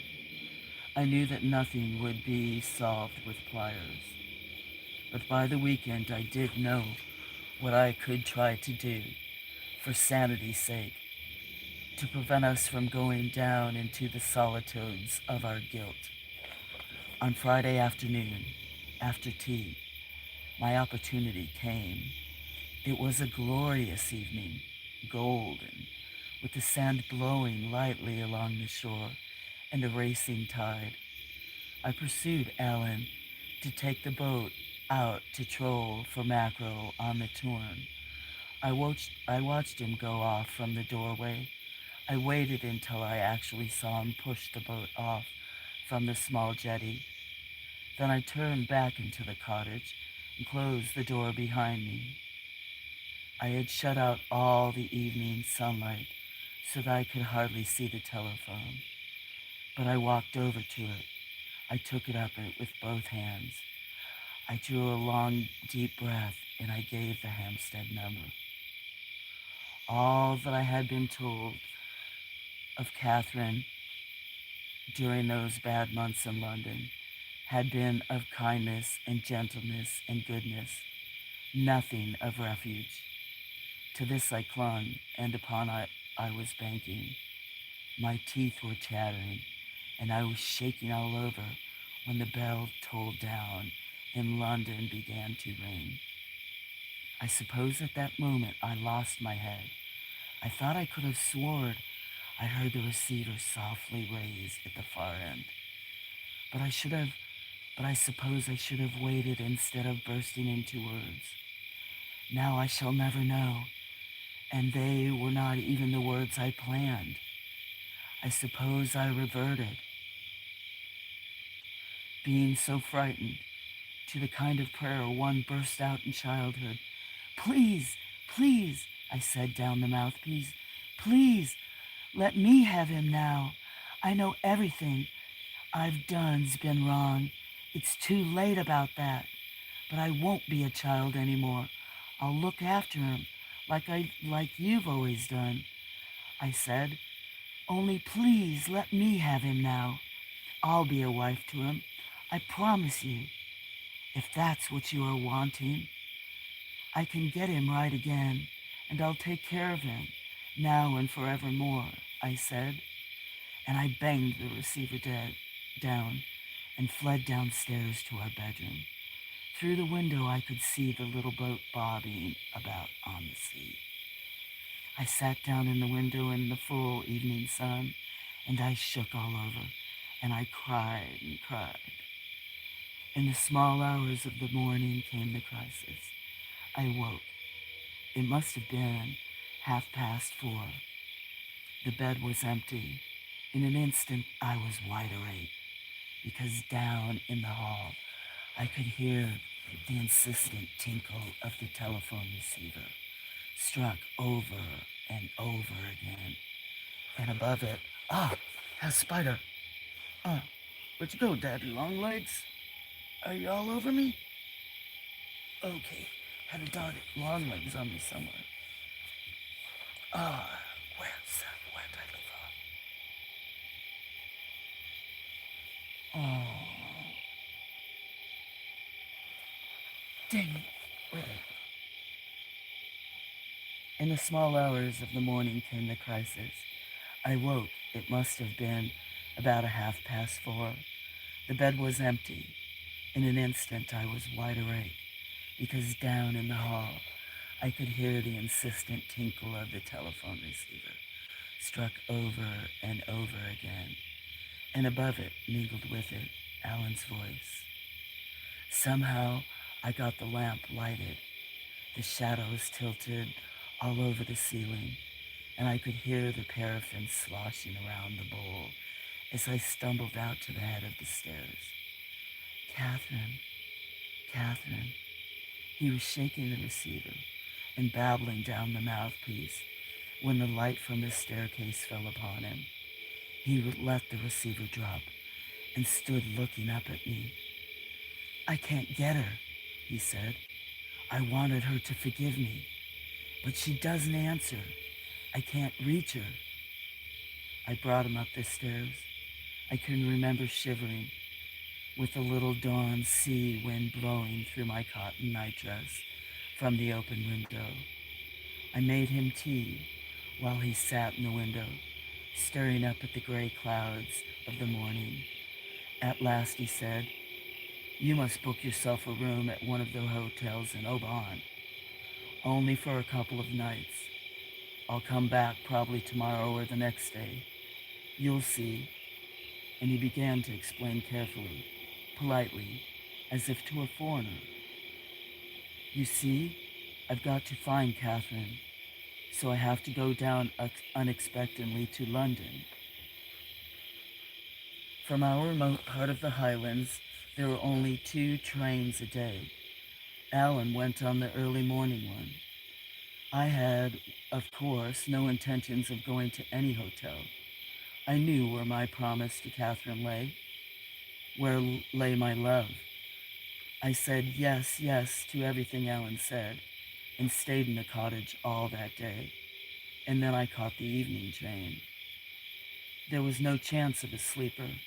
I huddled in the corner of a carriage, packed with returning holidaymakers. My face turned first toward the twilight, and then to the darkness rushing past the window. In the dead, cold hours, while the other passengers sprawled and snored, the terror for Alan nearly throttled me. Once I dozed off and woke, biting back a scream, because I thought I saw a telephone wire running along the train, stretched and singing, "You'll never know. You'll never know." Euston in the morning gloomed gaunt and monstrous. The London streets were dipping with autumn rain. I told the taximan to drive as fast as possible up to Hampstead. When he pulled up to Allen's Road, before a gate set in a high wall, I was already half out of the taxi. I pushed the fare at him, slapped open the gate, and ran up the short drive. I just had time to notice that the white Regency house was more or less what I had pictured. Before I was up the flight of steps and tugging at the iron pull bell, I was tired, deathly tired, deathly afraid. What courage I had, ever had, seemed to have fled. I promise, I promise. Oh, if you've really been here, please have gone. I grabbled while the London rain poured over me and the bell reverberated through the house. At last I heard a movement inside the house, and then footsteps slowly drawing towards the door. For a second, Al and I stood gazing at each other. Then, suddenly, was over the threshold and in his arms.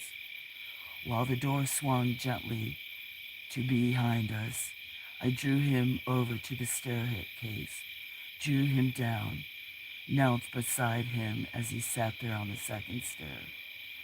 He turned his face against my shoulder and heaved a sigh. After a little while, I raised my head and looked about me. We were in a large, white-paneled hall, with a window through which I could see a plane tree and its quiet branches stroking the glass. The only thing in common with our hall up in Scotland was the telephone, standing on a mahogany table against the wall. For some moments I gazed at it. My terror was wholly gone, like a dream at morning, but I became aware of a new emotion, disquieting, Faintly discreditable, I looked suspiciously down at Alan. I wanted to know. Cautiously, I began to frame my question. He was so still that I wondered if he had fallen asleep. But just then he stirred. I took his head between my hands. I think I got a bug on me. But just then he stirred. He stirred, and I took his head between my hands, and he smiled at me, turned his face searchingly towards the light. It was calm, as though washed by tidal waters. I knew that I could never ask my question. At that moment, the front bell began to peal. We both jumped and got to our feet. "You go," said Ellen, disappearing into the back of the house. A sharp-nosed young man in a dripping Macintosh was aggrieved. "Been sent to cut you off," he said. "Bill unpaid, nothing done." I turned back into the hall. About me, above me, the house lay quiet. Only against the window, the boughs of the plane tree clamored in a sudden flurry of wind and rain. The question I could never ask, the answer never to be given. Surely both were irrelevant. For all the tranquility of the house, I felt my panic begin again to stir. There was only one thing that mattered to me, to us. "Alan," I called. I tried not to let my voice quaver. "It's about the telephone. Do you want it cut off?" I held my breath. The reply came immediately. "Why, darling, we're going back to Scotland tonight, out of this damnable climate. We don't want to pay for what we aren't going to need anymore, till they can come disconnected at once." The end.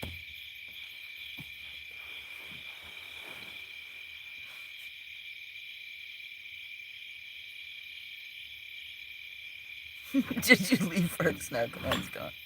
Now I'm cold. I need my blanket. Sit up on this hard floor. Oh, I was laying down trying to read. Huh? What? Were you not listening? Did you wake up? I'm like stiff. I'm stiff. I'm on this little back porch. Now you can hear me whine and complain. And this metal chair is cold, I tell you what. I'm stiff. I need a bigger blanket.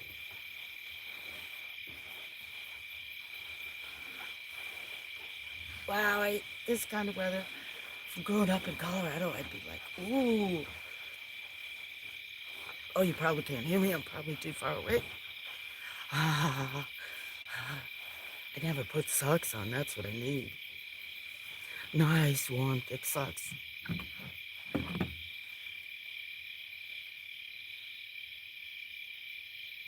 Boo, boo, boo. John went to get a snack. Dennis woke up.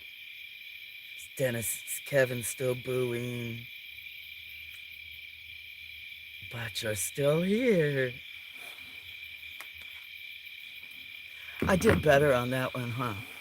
Did I do better?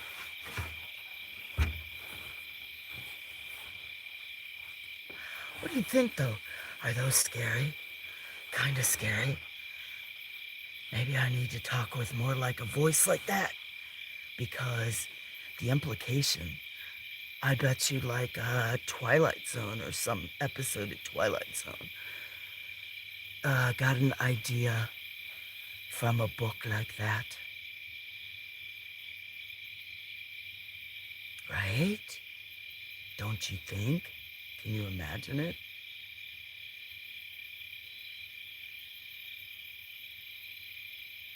What kind of snack are you having?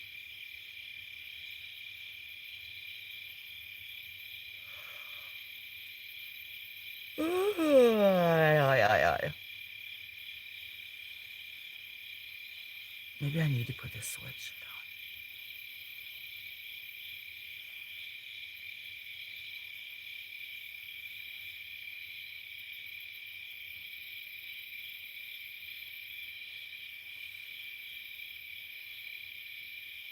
So what you guys doing?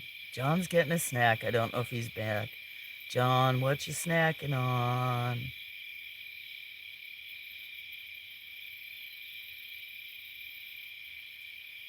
And Dennis? I don't know what to say. Huh? Huh? Oh, that's what you said. Huh? You're waiting for the Budweiser frogs. Budweiser. Budweiser. Something like that, but that was, middle one wasn't that high. I'd have to look up that commercial. Maybe I could imitate it. I think I used to do some impressions, I don't know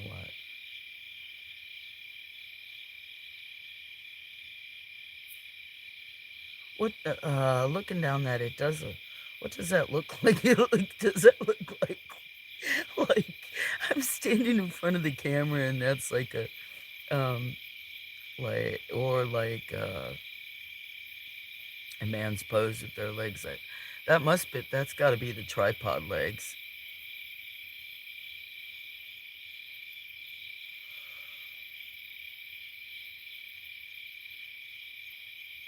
He said snack. Now I want to have snack, but I don't think I have anything. Popcorn, frozen fruit, that'll get my blood sugar.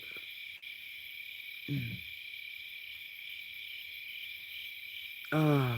Everybody's leaving. Everybody fell asleep. Maybe I should leave that. Turn it off. Another story, they think story time's over. I don't know if that's...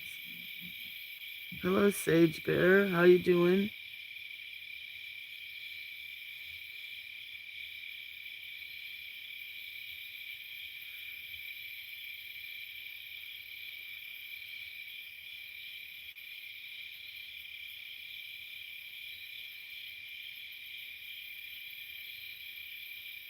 Good to see you. Thanks for coming. Oh, you know what?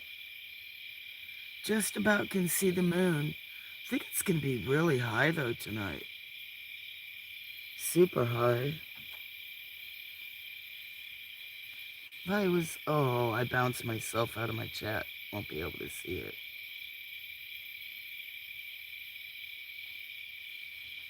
Mm.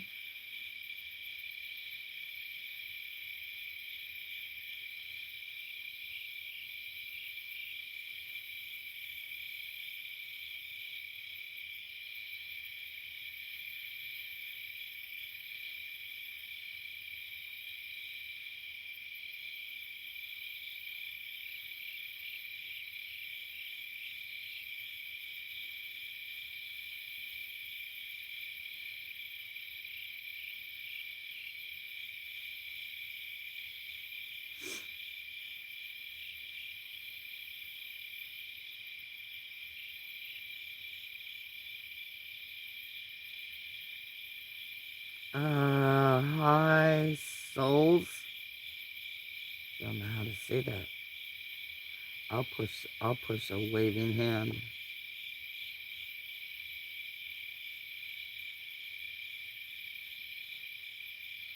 3:15. 1:15 here. If you're at 3:15, where are you?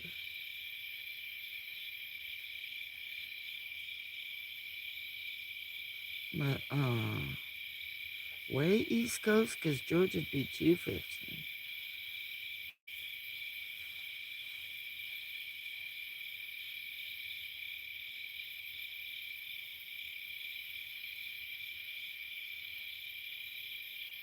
$1:17 here. It's almost 1:20.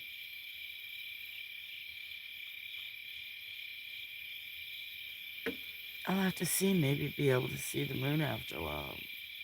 Show that, but it's almost straight up.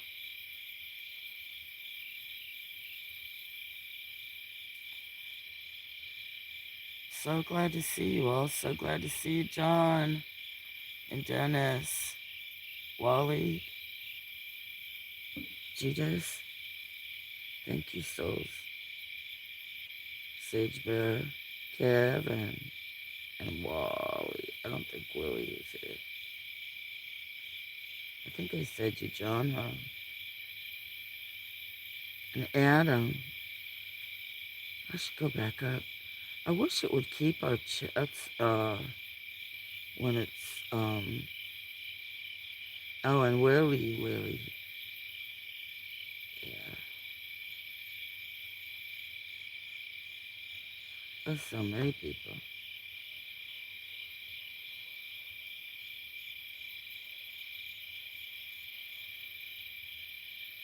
Anyway, you saw on Instagram or yesterday, shocking.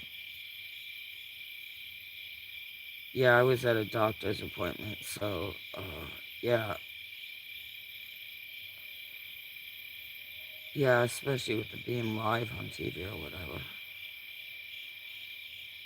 So I was in the doctor's office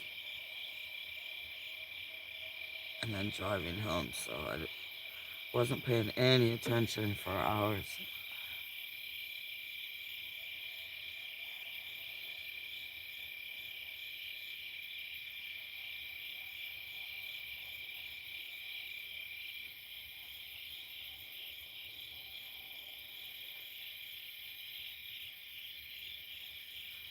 Must have been even traumatic to just, anyway, see like that.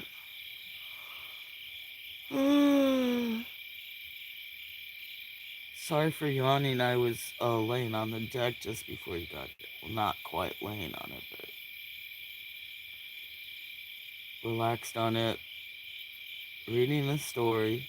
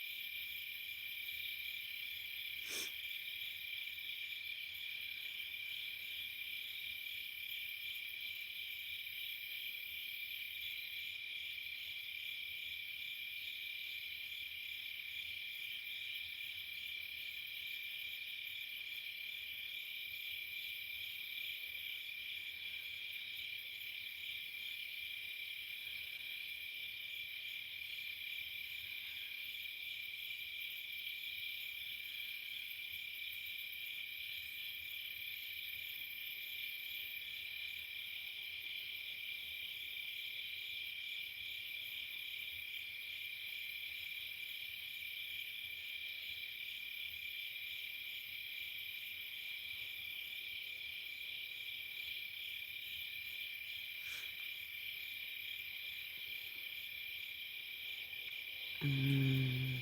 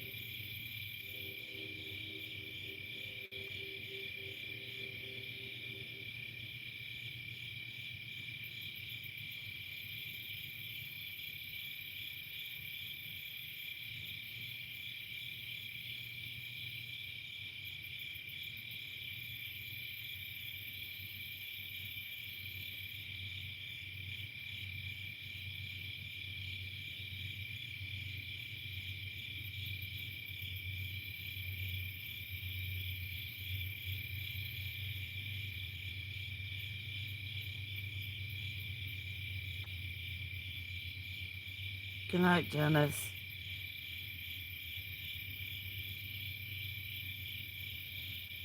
I'm actually I don't know if I'm dozing here laying on the porch or not, but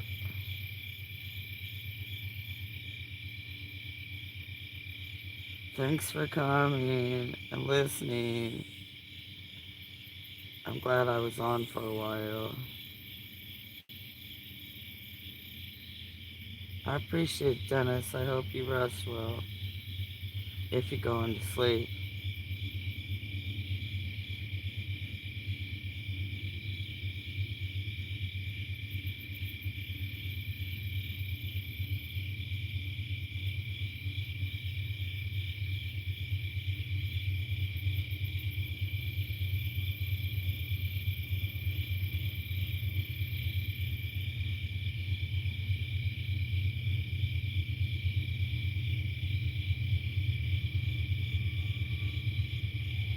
Oh, darn it.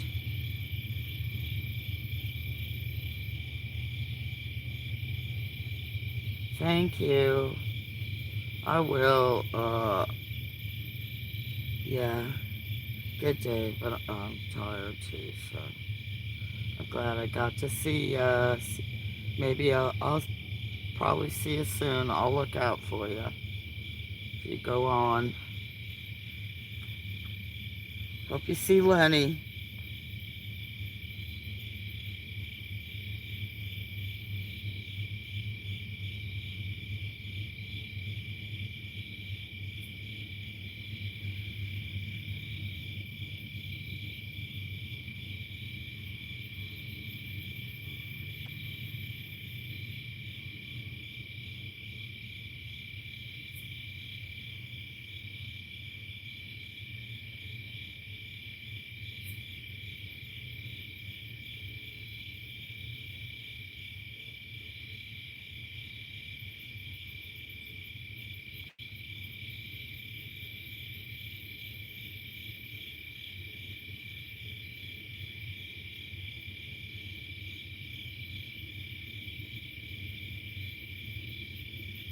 $127.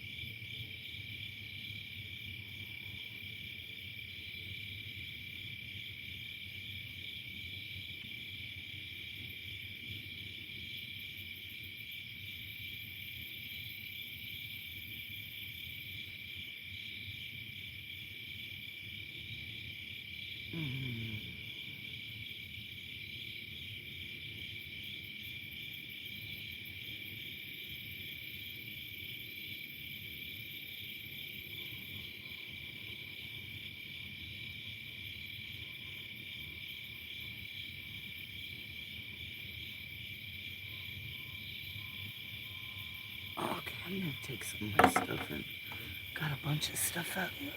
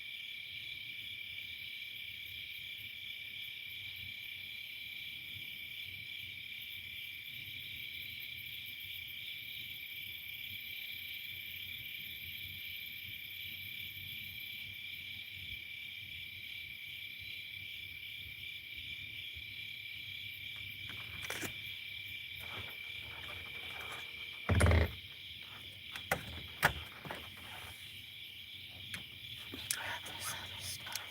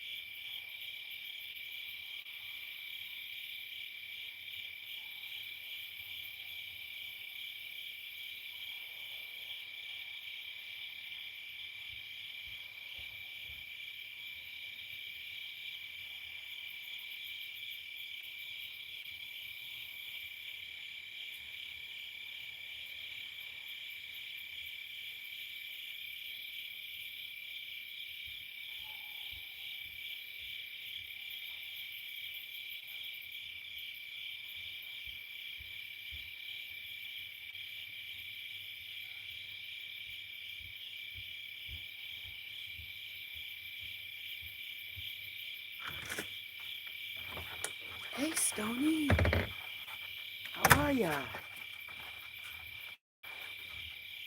I just went inside because I had a whole bunch of stuff out here. Let me go get my blanket. Are you still here? I hope you're still here. I was moving stuff around.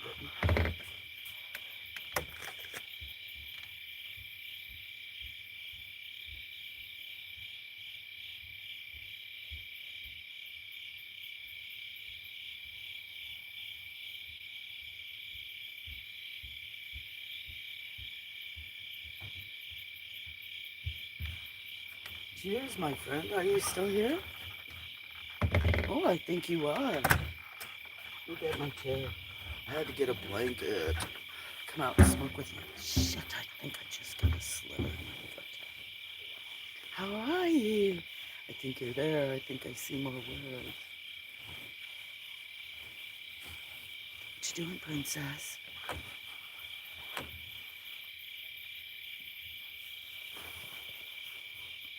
That's Princess right there. Look, you show up and a cat shows up. Let me see. Hey, I know. Feels like that here. I don't have shorts on right now, but I don't have socks on. My feet are chilly. And then I have short sleeves on. It's like, ooh. Hey, Pootie, that's Princess. She was named by a friend in the UK who actually still has a cat named Princess. Princess. She's less than a year old, or about a year. Aww, Bean. Yep, that's Princess. Oh, look at that. By a girl named Cats, or that's her YouTube name. So what you doing? Cheers, my friend. I'll load one.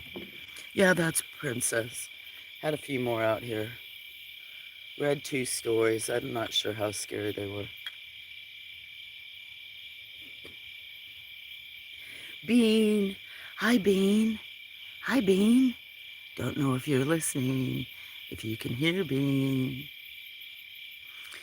Oh, very nice.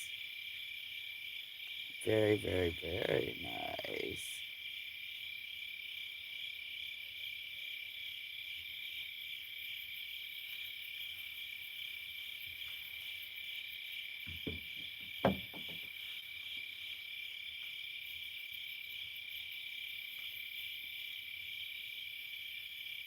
Moon's very high up tonight. Cheers, my friend. So do you have to go to work tomorrow? Or at home?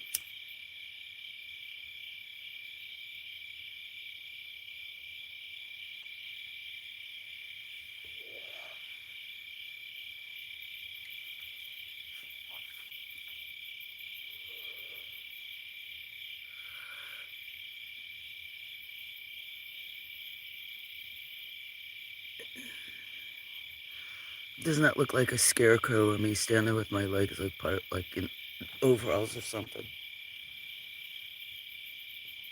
Chin up. You work 2 to 4 hours a day, whatever you want. Hey, there's nothing wrong with that. A little bit here and there if you still want. I know you always talk about retiring. I don't know if you're serious or not. Do you hear the dogs barking? Probably means raccoons.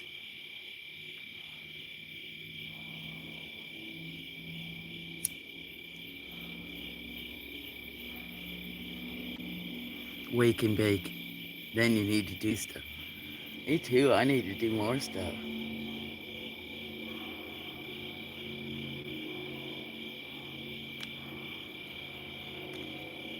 Seems like I'm behind in everything, but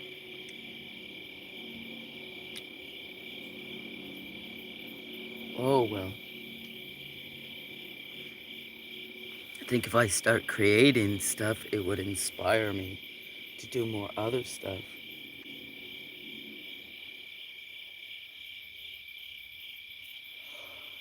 Maybe move more. That probably helps you moving around a lot, huh?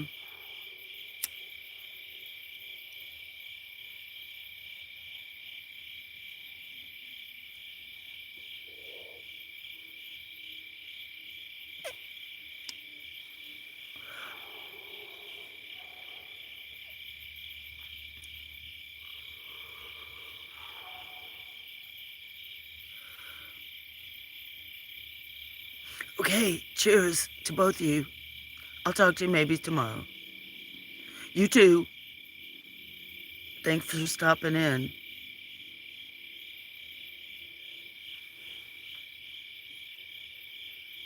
I might be crashing after a while too. Sleep good. Peace and love. Peace and love, Stony. To you and the warden and all your furries. Bean.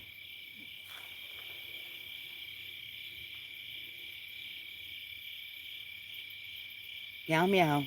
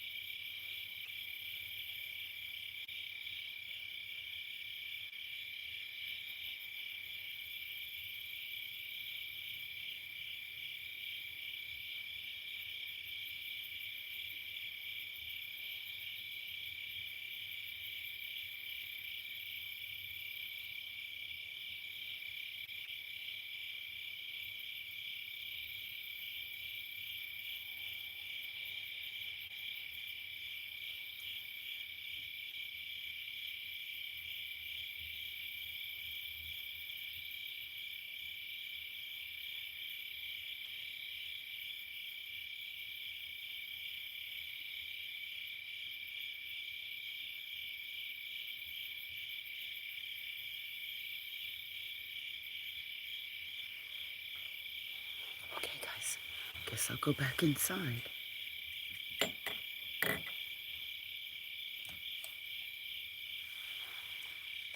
Who's ever watching or listening, thank you.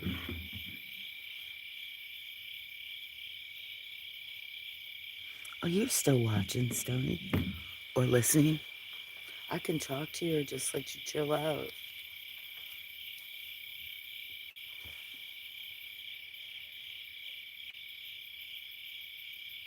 And I can type to you.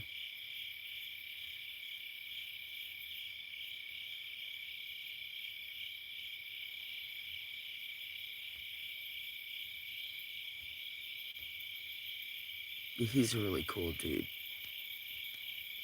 Dude, I shouldn't say that. Guy, dude, person.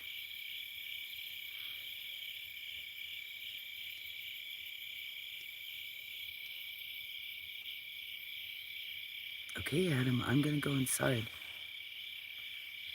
I'll just type to you. Unless I see a bunch of people and they want me to come.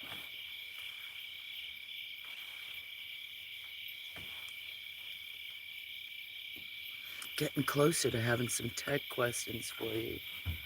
I did a few things this week, so yep. No, it'll be good. I'll be glad to.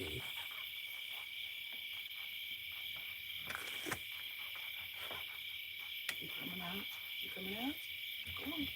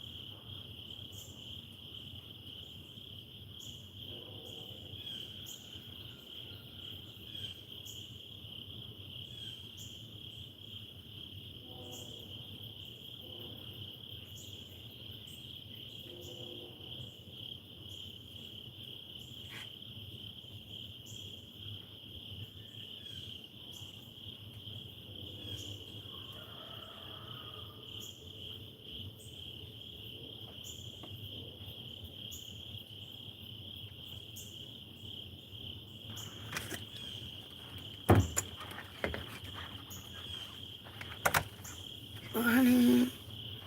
Mm. Hi, you guys. Jim's cooking for. Hi, guys. Hi, Grey Wolf. Guys. I fell asleep in the chair. Good morning, good morning. Time for me to go put some coffee on. Feed these guys. Good morning. I see you all. What? Chester, Daphne, Tete. Okay, I'm gonna turn this off, guys. Yeah, you see them all. Thanks for watching. Peace and love. I don't have my phone on. I see Gray was here, Jim, Token Tom. Can't read everybody else. Talk to y'all soon, okay? Thanks for watching. Surprised the camera's still running. Time for me to get up. Bye. Thank you.